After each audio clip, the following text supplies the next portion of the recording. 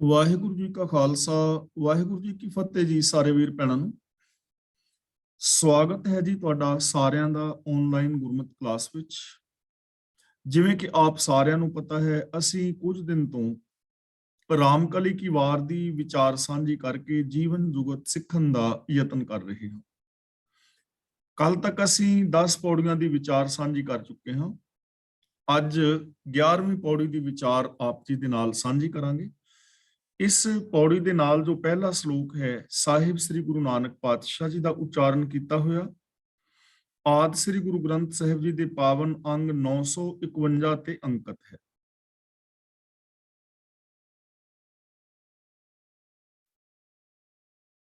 ਵੀਰ ਜੀ ਉਧਰੋਂ ਪਰਮਿਸ਼ਨ ਦਿਓ ਜਰਾ ਰਿਕਾਰਡਿੰਗ ਕਰਨ ਦੀ।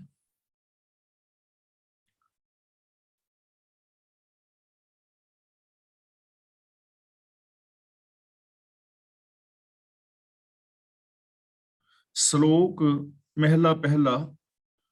ਸਤੀ ਪਾਪ ਕਰ ਸਤ ਕਮਾਹੇ, ਗੁਰ ਦੇਖਿਆ ਕਰ ਮੰਗਣ ਜਾਹੇ। ਇਸ ਪਾਵਨ ਸ਼ਲੋਕ ਰਾਹੀਂ ਗੁਰਦੇਵ ਪਾਤਸ਼ਾਹ ਜੀ ਨੇ ਜੋ ਗੁਰੂ ਸਾਹਿਬ ਜੀ ਦੇ ਸਮੇਂ ਵਿੱਚ ਧਾਰਮਿਕ ਲੋਕਾਂ ਦੇ ਅੰਦਰ ਗਿਰਾਵਟ ਸੀ, ਉਸ ਦਾ ਜ਼ਿਕਰ ਕਰ ਰਹੇ ਨੇ। ਔਰ ਗੁਰਦੇਵ ਪਾਤਸ਼ਾਹ ਸਮਝਾ ਰਹੇ ਨੇ ਕਿ ਕਿਵੇਂ ਲੋਕੀ ਬਾਹਰ ਦੀ ਰਹਿਣੀ ਉੱਤੇ ਜ਼ੋਰ ਦੇ ਰਹੇ ਨੇ, ਲੇਕਿਨ ਅੰਦਰ ਜੋ ਹੈ ਸੋਚ, ਉਹਦੇ ਅੰਦਰ ਚੇਂਜਿੰਗ ਨਹੀਂ ਹੈ, ਉਹਦੇ ਅੰਦਰ ਸੱਚ ਨਹੀਂ ਹੈ। ਧਰਮ ਦੀ ਜੋ ਅਸਲ ਰਹਿਣੀ ਹੈ, ਸੱਚ, ਨੇਕੀ, ਪਿਆਰ, ਇਧਰ ਉਹਨਾਂ ਦਾ ਧਿਆਨ ਨਹੀਂ ਹੈ। ਗੁਰੂ ਪਾਤਸ਼ਾਹ ਜੀ ਸਾਨੂੰ ਇਸ ਸ਼ਲੋਕ ਰਾਹੀਂ ਸਮਝਾ ਰਹੇ ਨੇ। ਸਤੀ ਪਾਪ ਕਰ ਸਤ ਕਮਾਹੇ। ਇੱਥੇ ਸਤੀ ਦਾ ਮੀਨਿੰਗ ਹੈ ਦਾਨੀ, ਤੇ ਸਤ ਕਮਾਹੇ ਦਾ ਮਤਲਬ ਮਾਇਆ ਦੇ ਵਿੱਚੋਂ ਦਾਨ ਦਿੰਦੇ ਨੇ। ਜੋ ਆਪਣਾ ਧਨ ਦੌਲਤ ਕਮਾਈ ਹੁੰਦੀ ਹੈ, ਉਹਦੇ ਵਿੱਚੋਂ ਦਾਨ ਦਿੰਦੇ ਨੇ।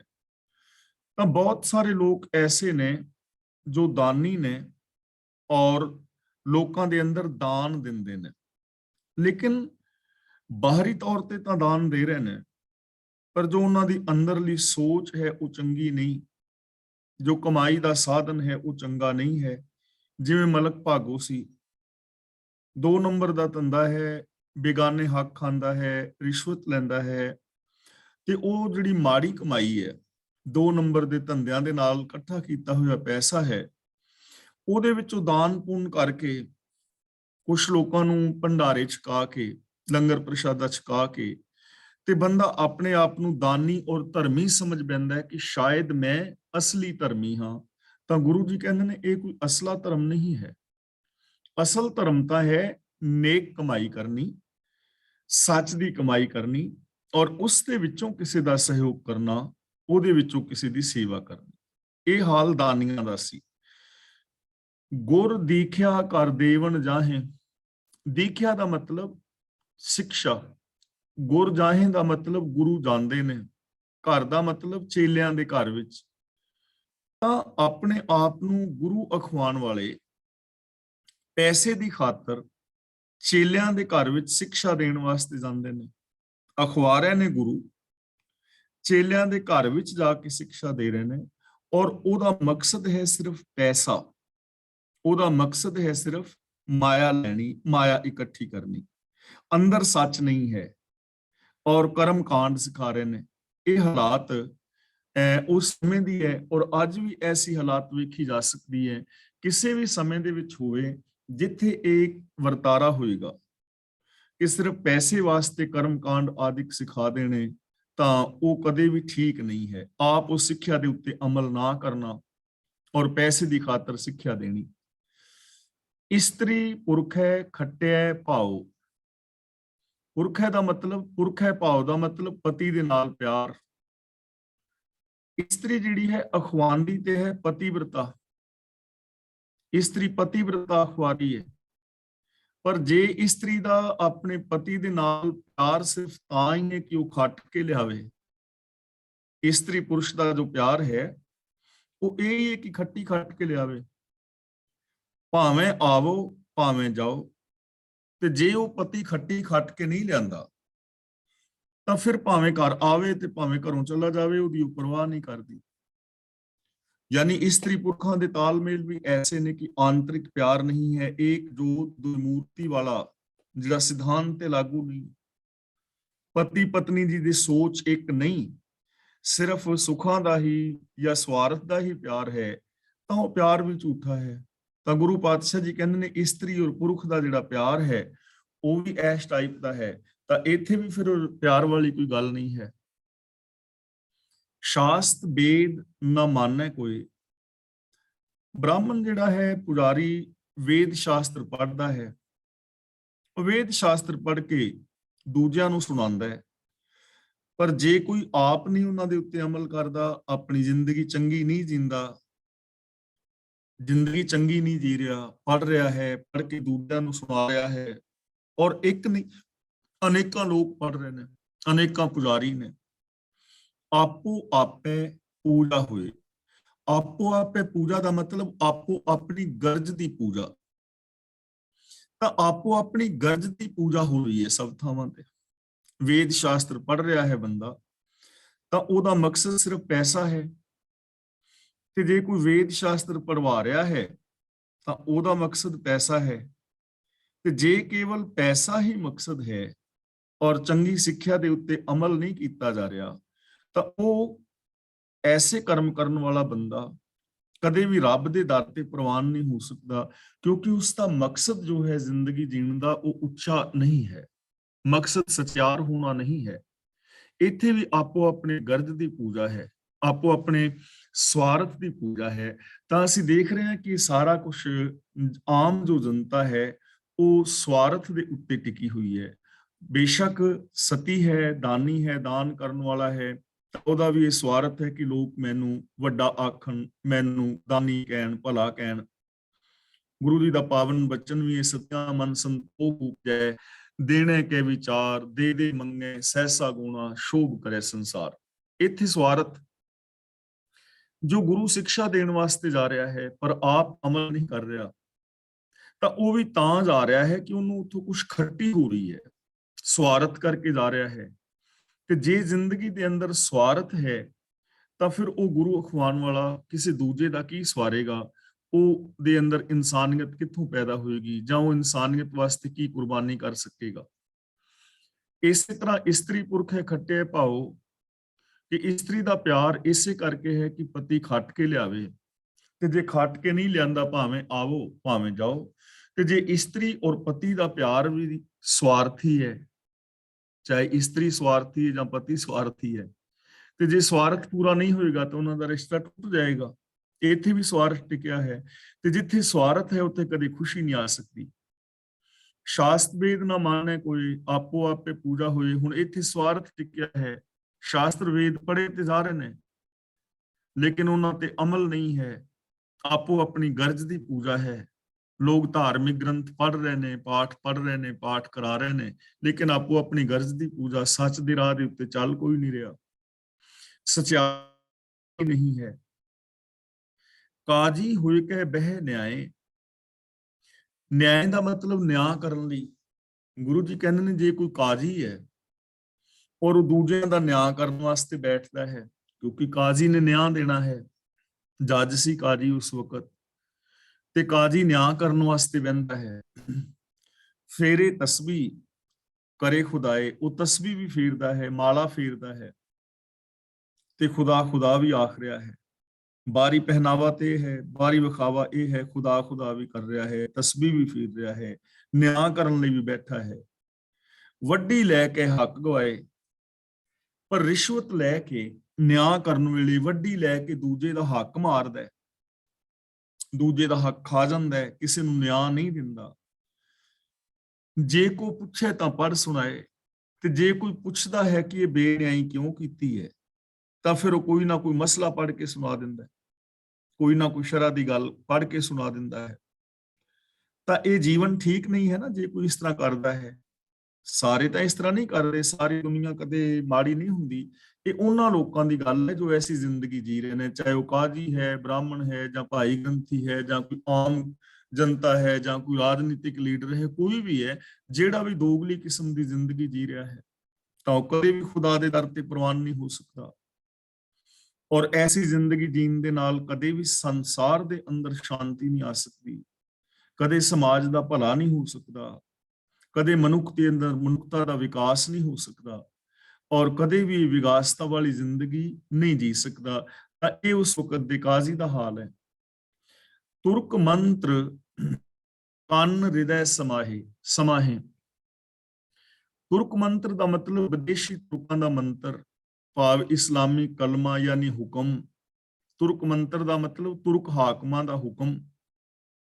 ਕੰਨ ਕੰਨ ਵਿੱਚ, ਹਿਰਦੇ ਦਾ ਮਤਲਬ ਹਿਰਦੇ ਵਿੱਚ, ਸਮਾਹੇ ਦਾ ਮਤਲਬ ਟਿਕਾ ਕੇ ਰੱਖਦੇ ਨੇ।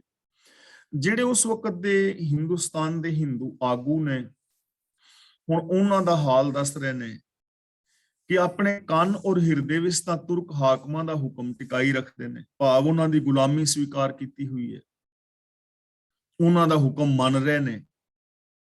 ਲੋਕ ਮੁਹਾਵੇ ਚਾੜੀ ਖਾਹੇ, ਤੇ ਬਾਹਰੋਂ ਆਪਣੇ ਆਪ ਨੂੰ ਹਿੰਦੂ ਵੀ ਅਖਵਾ ਰਹੇ ਨੇ, ਧਰਮੀ ਵੀ ਅਖਵਾ ਰਹੇ ਨੇ। ਲੋਕ ਮੁਹਾਵੇ ਦਾ ਮਤਲਬ ਲੁਟਾਉਂਦੇ ਨੇ, ਚਾੜੀ ਖਾਹੇ ਦਾ ਮਤਲਬ ਚੁਗਲੀ ਕਰਦੇ ਨੇ, ਲੋਕਾਂ ਨੂੰ ਲੁਟਾਉਂਦੇ ਨੇ, ਉਹਨਾਂ ਦੀ ਚੁਗਲੀ ਹਾਕਮਾਂ ਪਾਸ ਕਰਦੇ ਨੇ। ਭਾਵ ਕਿ ਜੋ ਉਹਨਾਂ ਦੇ ਆਪਣੇ ਹੀ ਲੋਕ ਨੇ, ਉਹਨਾਂ ਦੀ ਚੁਗਲੀ ਹਾਕਮਾਂ ਦੇ ਕੋਲ ਕਰਕੇ ਉਹਨਾਂ ਨੂੰ ਕੈਦ ਕਰਾ ਰਹੇ ਨੇ, ਜਾਂ ਉਹਨਾਂ ਨੂੰ ਜੁਰਮਾਨੇ ਲਵਾ ਰਹੇ ਨੇ, ਜਾਂ ਸਜ਼ਾਵਾਂ ਦਵਾ ਰਹੇ ਨੇ, ਤੇ ਆਪਣੇ ਆਪ ਨੂੰ ਧਰਮੀ ਵੀ ਕਹਿ ਰਹੇ ਨੇ ਔਰ ਆਪਣੇ ਆਪ ਨੂੰ ਵੱਡੇ ਵੀ ਅਖਵਾ ਰਹੇ ਨੇ। ਗੁਰੂ ਪਾਤਸ਼ਾਹ ਜੀ ਕਹਿੰਦੇ ਨੇ ਇਸ ਤਰ੍ਹਾਂ ਗੁਲਾਮੀ ਬਿਰਤੀ ਹੈ, ਆਪ ਗੁਲਾਮ ਨੇ ਔਰ ਆਪ ਗੁਲਾਮ ਹੁੰਦੇ ਹੋਏ ਦੂਜੇ ਆਪਣੇ ਲੋਕਾਂ ਦੀ ਚੁਗਲੀਆਂ ਕਰਕੇ ਉਹਨਾਂ ਨੂੰ ਫਸਾ ਰਹੇ ਨੇ ਔਰ ਫੜਾ ਰਹੇ ਨੇ। ਇਹ ਉਸ ਟਾਈਮ ਦੀ ਹਾਲਾਤ ਸੀ। ਅੱਜ ਵੀ ਅਸੀਂ ਦੇਖਦੇ ਹਾਂ ਬਹੁਤ ਸਾਰੇ ਐਸੇ ਟਾਊਟ ਹੁੰਦੇ ਨੇ ਜੋ ਆਪ ਬੜੇ ਕਰਪਟ ਲੋਕ ਹੁੰਦੇ ਨੇ, ਤੇ ਉਹ ਦੂਜਿਆਂ ਲੋਕਾਂ ਨੂੰ ਐਵੇਂ ਹੀ ਕਿਤੇ ਨਾ ਕਿਤੇ ਫਸਾਈ ਰੱਖਣਗੇ। ਤਾਂ ਐਸੀ ਜ਼ਿੰਦਗੀ ਜੀਣੀ ਕਦੇ ਵੀ ਠੀਕ ਨਹੀਂ ਹੈ। ਗੁਰੂ ਪਾਤਸ਼ਾਹ ਜੀ ਉਸ ਸਮੇਂ ਵੀ ਇਹਨਾਂ ਚੀਜ਼ਾਂ ਦੇ ਵਿਰੋਧ ਦੇ ਅੰਦਰ ਬੋਲ ਰਹੇ ਨੇ। ਉਦੋਂ ਵੀ ਇਹ ਗੱਲਾਂ ਇੰਨੀਆਂ ਹੀ ਸਾਰਥਕ ਸਨ ਔਰ ਅੱਜ ਵੀ ਇਹ ਗੱਲਾਂ ਇੰਨੀਆਂ ਹੀ ਸਾਰਥਕ ਨੇ। ਚੌਕਾ ਦੇ ਕੇ ਸੁੱਚਾ ਹੋਏ, ਐਸਾ ਹਿੰਦੂ ਵੇਖੋ ਕੋਈ। ਗੁਰੂ ਪਾਤਸ਼ਾਹ ਜੀ ਕਹਿੰਦੇ ਨੇ ਐਸਾ ਕੋਈ ਹੀ ਹਿੰਦੂ ਹੋਵੇਗਾ ਜਿਹੜਾ ਚੌਕਾ ਦੇ ਕੇ ਫਿਰ ਅੰਦਰੋਂ ਵੀ ਸੁੱਚਾ ਹੋਵੇ। ਚੌਕਾ ਦੇ ਕੇ ਸੁੱਚਾ ਹੋਏ। ਹੁਣ ਬਾਹਰੋਂ ਤਾਂ ਚੌਕਾ ਦੇ ਲਿਆ ਹੈ, ਗਊ ਦੇ ਗੋਹੇ ਦਾ ਲੇਪਨ ਕਰ ਲਿਆ ਔਰ ਵੇਦ ਮੰਤਰ ਆਦਿਕ ਪੜ੍ਹ ਕੇ ਚੌਂਕਾ ਸੁੱਚਾ ਕਰ ਲਿਆ, ਭੋਜਨ ਸੁੱਚਾ ਬਣਾ ਲਿਆ, ਚੌਂਕਾ ਸੁੱਚਾ ਕਰ ਲਿਆ। ਲੇਕਿਨ ਚੌਂਕਾ ਸੁੱਚਾ ਕਰਨ ਦੇ ਨਾਲ ਸੋਚ ਤਾਂ ਸੱਚੀ ਨਹੀਂ ਨਾ ਹੋਗੀ। ਤਾਂ ਗੁਰੂ ਜੀ ਕਹਿੰਦੇ ਨੇ ਐਸਾ ਕੋਈ ਹਿੰਦੂ ਵੇਖੋ ਕਿ ਜਿਸਨੇ ਚੌਂਕਾ ਤੇ ਦਿੱਤਾ ਹੈ ਲੇਕਿਨ ਅੰਦਰੋਂ ਵੀ ਸੁੱਚਾ ਹੋਵੇ। ਫਿਰ ਤਾਂ ਗੱਲ ਠੀਕ ਹੈ। ਪਰ ਜੇ ਬਾਹਰੋਂ ਤੇ ਬੰਦਾ ਬੜਾ ਪਵਿੱਤਰ ਹੈ, ਚੌਂਕਾ ਸੁੱਚਾ ਹੈ, ਪਰ ਜੇ ਬੰਦਾ ਅੰਦਰੋਂ ਗਲਤ ਹੈ, ਸੋਚ ਮਾੜੀ ਹੈ, ਸੋਚ ਭੈੜੀ ਹੈ, ਤਾਂ ਉਹਨੂੰ ਧਰਮੀ ਨਹੀਂ ਕਿਹਾ ਜਾ ਸਕਦਾ, ਚਾਹੇ ਉਹ ਕਿਸੇ ਵੀ ਧਰਮ ਵਰਗ ਦੇ ਵਿੱਚ ਹੋਵੇ। ਚੌਕਾ ਦੇ ਕੇ ਸੁੱਚਾ ਹੋਏ, ਐਸਾ ਹਿੰਦੂ ਵੇਖੋ ਕੋਈ, ਐਸਾ ਕੋਈ ਹਿੰਦੂ ਵੇਖੋ, ਐਸਾ ਕੋਈ ਹਿੰਦੂ ਭਾਲੋ ਕਿ ਜਿਹੜਾ ਚੌਕਾ ਦੇਣ ਤੋਂ ਬਾਅਦ ਅੰਦਰੋਂ ਵੀ ਸੁੱਚਾ ਹੋਵੇ। ਤਾਂ ਗੁਰੂ ਜੀ ਸਾਨੂੰ ਇਹ ਸਮਝਾ ਰਹੇ ਹਨ ਕਿ ਕੇਵਲ ਜੋ ਬਾਹਰ ਦੀ ਸਾਫ਼ ਸਫਾਈ ਸੁਚਮਤਾ ਹੈ, ਇਹਦਾ ਉਦੋਂ ਤੱਕ ਕੋਈ ਲਾਭ ਨਹੀਂ ਹੈ ਜਦੋਂ ਤੱਕ ਬੰਦਾ ਅੰਦਰੋਂ ਇਨਸਾਨ ਨਹੀਂ। ਰੱਬ ਦੇ ਨਾਲ ਬੰਦਾ ਤਾਂ ਜੁੜ ਪਾਏਗਾ, ਧਰਮੀ ਬੰਦਾ ਤਾਂ ਹੋ ਪਾਏਗਾ ਜੇ ਅੰਦਰੋਂ ਸਾਫ਼ ਹੈ, ਜੇ ਅੰਦਰੋਂ ਨੀਅਤ ਸਾਫ਼ ਹੈ। ਬਾਹਰ ਦੀ ਸਾਫ਼ ਸਫਾਈ ਸਾਨੂੰ ਚਾਹੀਦੀ ਹੈ। ਬਾਹਰ ਦੀ ਸਫਾਈ ਜਿਹੜੀ ਹੈ ਸਾਨੂੰ ਰੋਗਾਂ ਤੋਂ ਬਚਾਉਂਦੀ ਹੈ, ਬਿਮਾਰੀਆਂ ਤੋਂ ਬਚਾਉਂਦੀ ਹੈ, ਤੇ ਸਫਾਈ ਬਹੁਤ ਜ਼ਰੂਰੀ ਹੈ। ਪਰ ਜੇ ਇਸ ਸਫਾਈ ਨੂੰ ਕੋਈ ਧਰਮ ਸਮਝ ਲਵੇ ਕਿ ਬਾਹਰੋਂ ਤੇ ਸਾਫ਼ ਸਫਾਈ ਰੱਖੇ, ਅੰਦਰ ਨੀਅਤ ਖੋਟੀ ਹੋਵੇ, ਕਰੈਕਟਰਲੈਸ, ਝੂਠ ਬੋਲਦਾ ਹੋਵੇ, ਈਰਖਾ ਕਰਦਾ ਹੋਵੇ, ਲੱਭ ਲੋਭ ਦੇ ਵਿੱਚ ਫਸਿਆ ਹੋਵੇ, ਤਾਂ ਉਹਨੂੰ ਕਦੀ ਧਰਮੀ ਨਹੀਂ ਕਿਹਾ ਜਾ ਸਕਦਾ। ਇਹਨੂੰ ਰੱਬ ਦੀ ਪ੍ਰਾਪਤੀ ਦਾ ਸਾਧਨ, ਇਸ ਪਵਿੱਤਰਤਾ ਨੂੰ, ਸੁਚਮਤਾ ਨੂੰ ਨਹੀਂ ਮੰਨਿਆ ਜਾ ਸਕਦਾ।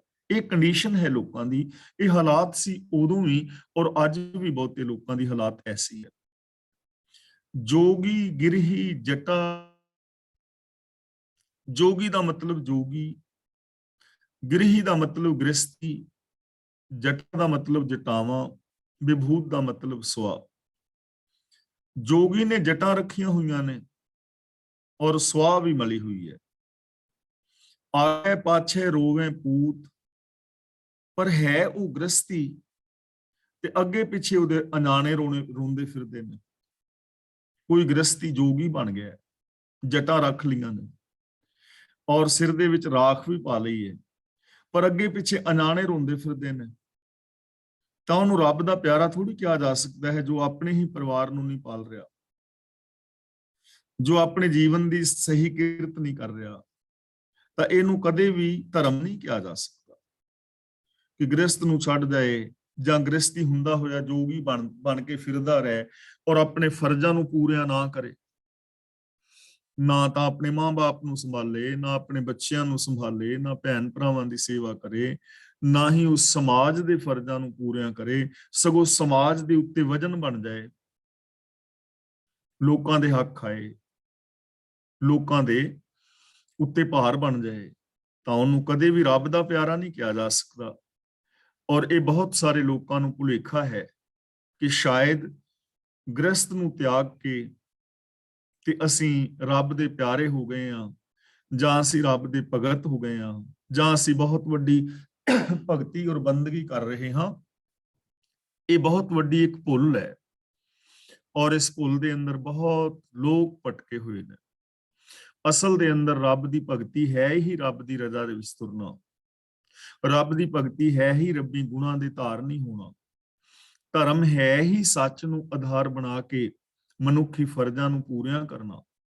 ਤੇ ਗੁਰੂ ਪਾਤਸ਼ਾਹ ਜੀ ਨੇ ਤੇ ਸਾਨੂੰ ਸਗੋਂ ਸਮਝਾਇਆ ਹੈ, ਆਪਦਾ ਕਾ ਮਾਰਿਆ ਗ੍ਰਹਿ ਤੇ ਨਸਤਾ, ਕਿ ਜਿਹੜਾ ਗ੍ਰਸਤ ਨੂੰ ਛੱਡ ਗਿਆ ਨਾ, ਜੋ ਆਪਣੇ ਆਪ ਨੂੰ ਗ੍ਰਸਤ ਨੂੰ ਛੱਡ ਕੇ ਧਰਮੀ ਅਖਵਾਰਿਆ ਹੈ, ਅਸਲ ਦੇ ਅੰਦਰ ਉਹ ਆਪਦਾ ਦਾ ਮਾਰਿਆ ਹੋਇਆ ਹੈ ਤੇ ਗ੍ਰਸਤ ਨੂੰ ਛੱਡ ਕੇ ਨਸਿਆ ਹੋਇਆ ਹੈ, ਆਪਣੇ ਫਰਜ਼ ਪੂਰੇ ਕਰਨ ਤੋਂ ਅਸਮਰਥ ਹੈ ਤੇ ਉਹ ਆਪਣੇ ਆਪ ਨੂੰ ਧਰਮੀ ਸਮਝ ਰਿਹਾ ਹੈ। ਇਹ ਕਦੇ ਵੀ ਇਹਨੂੰ ਧਰਮੀ ਨਹੀਂ ਕਿਹਾ ਜਾ ਸਕਦਾ। ਜੋਗ ਨਾ ਪਾਇਆ ਜੁਗਤ ਗਵਾਈ, ਕਿਤ ਕਾਰਨ ਸਿਰ ਛਾਈ ਪਾਈ। ਜੋਗ ਨਾ ਪਾਇਆ, ਜੋਗ ਦਾ ਮਤਲਬ ਇੱਥੇ ਰੱਬ ਦੇ ਨਾਲ ਜੁੜਨਾ, ਨਾ ਤੇ ਰੱਬ ਦੇ ਨਾਲ ਜੁੜਨਾ ਹੀ ਮਿਲਿਆ। ਜੁਗਤ ਗਵਾਈ ਦਾ ਮਤਲਬ ਜੋ ਜੀਵਨ ਦੀ ਜੁਗਤ ਸੀ ਉਹ ਵੀ ਗਵਾ ਬੈਠਾ, ਨਾ ਰੱਬ ਦੇ ਨਾਲ ਮਿਲਣਾ ਮਿਲਿਆ, ਔਰ ਜੋ ਜੀਵਨ ਦੀ ਜੁਗਤ ਸੀ, ਜੋ ਜੀਵਨ ਦਾ ਅਸਲ ਢੰਗ ਸੀ, ਉਹ ਵੀ ਗਵਾ ਬੈਠਾ। ਜੇ ਤਾਂ ਸੰਸਾਰ ਛੱਡ ਕੇ, ਫਰਜ਼ ਛੱਡ ਕੇ, ਕਿਰਤ ਛੱਡ ਕੇ, ਸਿਰ ਵਿੱਚ ਰਾਖ ਪਾ ਕੇ, ਜਟਾਵਾਂ ਪਾ ਕੇ, ਬਣਾ ਕੇ, ਜਾਂ ਹੋਰ ਆਪਣੇ ਪਹਿਨਾਵੇ ਪਹਿਨ ਕੇ ਰੱਬ ਮਿਲ ਜਾਂਦਾ, ਬੰਦਾ ਰੱਬ ਵਰਗਾ ਹੋ ਜਾਂਦਾ, ਤਾਂ ਵੀ ਮੰਨ ਲਿਆ ਜਾਂਦਾ ਕਿ ਕੋਈ ਪ੍ਰਾਪਤੀ ਤਾਂ ਹੋਈ। ਐਵੇਂ ਤੇ ਰੱਬ ਮਿਲਦਾ ਨਹੀਂ, ਨਾ ਤਾਂ ਰੱਬ ਮਿਲਿਆ, ਨਾ ਬੰਦਾ ਰੱਬ ਦੇ ਵਿੱਚ ਅਪੇਦ ਹੋਇਆ, ਨਾ ਰੱਬ ਵਰਗਾ ਬਣਿਆ। ਤੇ ਜੁਗਤ ਗਵਾਈ ਦਾ ਮਤਲਬ ਜਿਹੜੀ ਅਸਲੀ ਜੀਵਨ ਦੀ ਜੁਗਤ ਸੀ ਉਹ ਵੀ ਗਵਾ ਬੈਠਾ, ਉਹ ਛੱਡ ਦਿੱਤੀ। ਅਸਲੀ ਜ਼ਿੰਦਗੀ ਸੀ ਘਰ ਗ੍ਰਸਤ ਵਿੱਚ ਰਹਿੰਦਾ, ਸੱਚ ਨੂੰ ਆਧਾਰ ਬਣਾ ਕੇ ਮਨੁੱਖੀ ਫਰਜ਼ਾਂ ਨੂੰ ਪੂਰੀਆਂ ਕਰਦਾ, ਇਮਾਨਦਾਰੀ ਦੀ ਕਿਰਤ ਕਮਾਈ ਕਰਦਾ, ਆਪਣੇ ਜੀਵਨ ਨੂੰ ਪਾਲਦਾ, ਆਪਣੇ ਬੱਚਿਆਂ ਨੂੰ ਪਾਲਦਾ, ਭੈਣ ਭਰਾਵਾਂ ਦੇ ਫਰਜ਼ਾਂ ਨੂੰ ਨਿਭਾਉਂਦਾ, ਇਸ ਸੰਸਾਰ ਔਰ ਸਮਾਜ ਵਾਸਤੇ ਕੁਝ ਕਰਦਾ। ਅਸਲੀ ਜ਼ਿੰਦਗੀ ਤੇ ਇਹ ਸੀ ਕਿ ਸਮਾਜ ਵਿੱਚ ਰਹਿੰਦਾ, ਵਿਕਾਰਾਂ ਤੋਂ ਨਿਰਲੇਪ ਰਹਿੰਦਾ। ਇਹ ਜ਼ਿੰਦਗੀ ਵੀ ਗਵਾ ਲਈ ਔਰ ਪ੍ਰਭੂ ਦਾ ਮਿਲਾਪ ਵੀ ਨਾ ਹੋਇਆ। ਕਿਤ ਕਾਰਨ ਸਿਰ ਛਾਈ ਪਾਈ, ਛਾਈ ਦਾ ਮਤਲਬ ਸਵਾ। ਫਿਰ ਸਿਰ ਦੇ ਵਿੱਚ ਸਵਾ ਕਾਹਦੇ ਲਈ ਪਾਈ? ਸਵਾ ਪਾਉਣ ਦਾ ਲਾਭ ਕੀ ਆਇਆ? ਜੰਗਲਾਂ ਵਿੱਚ ਜਾਣ ਦਾ ਲਾਭ ਕੀ ਆਇਆ? ਜਟਾਵਾਂ ਵਧਾਉਣ ਦਾ ਲਾਭ ਕੀ ਆਇਆ? ਕੁਛ ਮਿਲਿਆ? ਕੁਛ ਵੀ ਨਾ ਮਿਲਿਆ। ਤਾਂ ਐਵੇਂ ਹੀ ਫਿਰ ਸਵਾ ਪਾ ਕੇ ਫਿਰੀ ਜਾਣਾ, ਐਵੇਂ ਹੀ ਸੰਸਾਰ ਨੂੰ ਛੱਡ ਕੇ ਫਿਰੀ ਜਾਣਾ, ਇਹਦਾ ਕੋਈ ਲਾਭ ਨਹੀਂ ਹੈ। ਗੁਰੂ ਜੀ ਕਹਿ ਰਹੇ ਨੇ ਇਹ ਬਨਾਵਟੀ ਜ਼ਿੰਦਗੀ ਹੈ। ਨਾਨਕ ਕਲ ਕਾ ਇਹ ਪ੍ਰਵਾਨ, ਪ੍ਰਵਾਨ ਦਾ ਮਤਲਬ ਹੈ ਮਾਪ, ਪ੍ਰਭਾਵ। ਕਲ ਦਾ ਮਤਲਬ ਕਲ ਕਲੇਸ਼ ਵਾਲੀ ਜੋ ਜ਼ਿੰਦਗੀ ਹੈ, ਇਹ ਸੰਸਾਰ ਦੇ ਵਿੱਚ ਜੈਸੀ ਜ਼ਿੰਦਗੀ ਆਮ ਲੋਕ ਜੀ ਰਹੇ ਨੇ, ਕਿ ਕਲਯੁਗੀ ਪ੍ਰਭਾਵ ਜਿਹੜਾ ਹੈ, ਇਹ ਮਾੜੀ ਸੋਚ ਵਾਲਾ ਜਿਹੜਾ ਪ੍ਰਭਾਵ ਹੈ, ਇਹ ਸਾਰਾ ਕਲਯੁਗੀ ਪ੍ਰਭਾਵ ਹੀ ਹੈ ਨਾ ਬੰਦੇ ਦੀ ਸੋਚ ਉੱਤੇ। ਜੇ ਬੰਦੇ ਦੀ ਸੋਚ ਵਿਸ਼ਾਲ ਹੁੰਦੀ ਤਾਂ ਮਨੁੱਖ ਐਸੀ ਦੋਗਲੀ ਜ਼ਿੰਦਗੀ ਕਦੇ ਵੀ ਨਾ ਜਿੰਦਾ।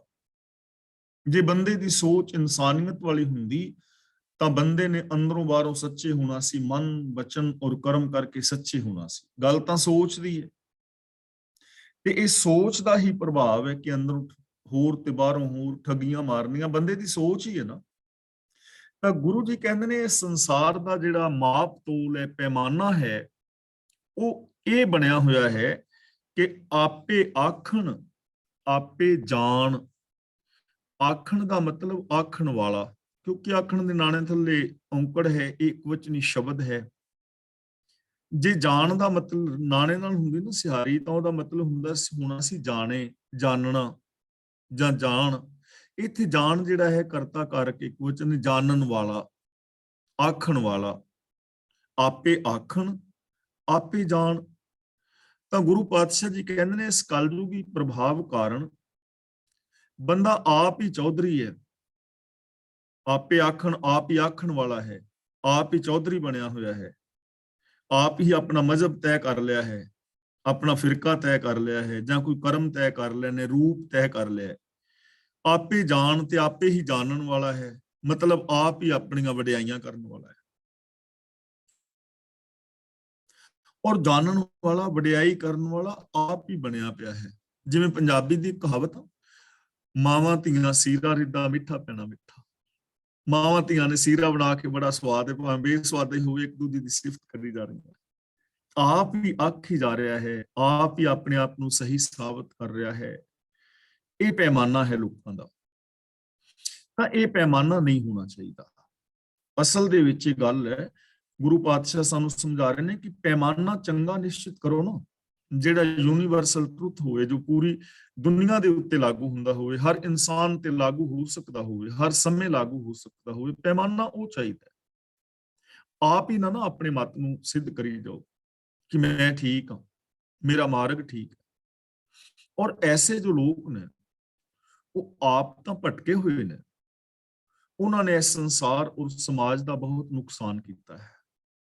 ਦੇਖੋ, ਜਿੰਨੇ ਵੀ ਆ ਧਾਰਮਿਕ ਝਗੜੇ ਹੁੰਦੇ ਨੇ, ਧਰਮ ਦੇ ਨਾਮ ਤੇ ਕਤਲ ਹੁੰਦੇ ਨੇ, ਰੱਬ ਦੇ ਨਾਮ ਤੇ ਕਤਲ ਹੁੰਦੇ ਨੇ, ਧਰਮ ਦੇ ਨਾਮ ਤੇ, ਰੱਬ ਦੇ ਨਾਮ ਤੇ ਲੜਾਈ ਦੰਗੇ ਫਸਾਦ ਹੁੰਦੇ ਨੇ, ਇਹ ਸਾਰੇ ਉਹ ਲੋਕ ਕਰਵਾ ਰਹੇ ਨੇ ਜੋ ਆਪ ਧਰਮੀ ਨਹੀਂ ਹਨ, ਧਰਮ ਦੀ ਜੋ ਗਲਤ ਵਿਆਖਿਆ ਕਰ ਰਹੇ ਨੇ, ਜਿਨ੍ਹਾਂ ਨੇ ਇਹਨਾਂ ਚੀਜ਼ਾਂ ਨੂੰ ਧਰਮ ਸਮਝ ਲਿਆ ਹੈ, ਬਾਹਰੀ ਵਿਖਾਵੇ ਨੂੰ। ਜਦੋਂ ਸਿਰਫ ਬਾਹਰੀ ਵਿਖਾਵੇ ਨੂੰ ਧਰਮ ਸਮਝ ਲਿਆ ਜਾਂਦਾ ਹੈ ਨਾ, ਉਦੋਂ ਜ਼ਿੰਦਗੀ ਵਿੱਚ ਐਸੀਆਂ ਪ੍ਰੋਬਲਮਸ ਆਉਂਦੀਆਂ ਨੇ।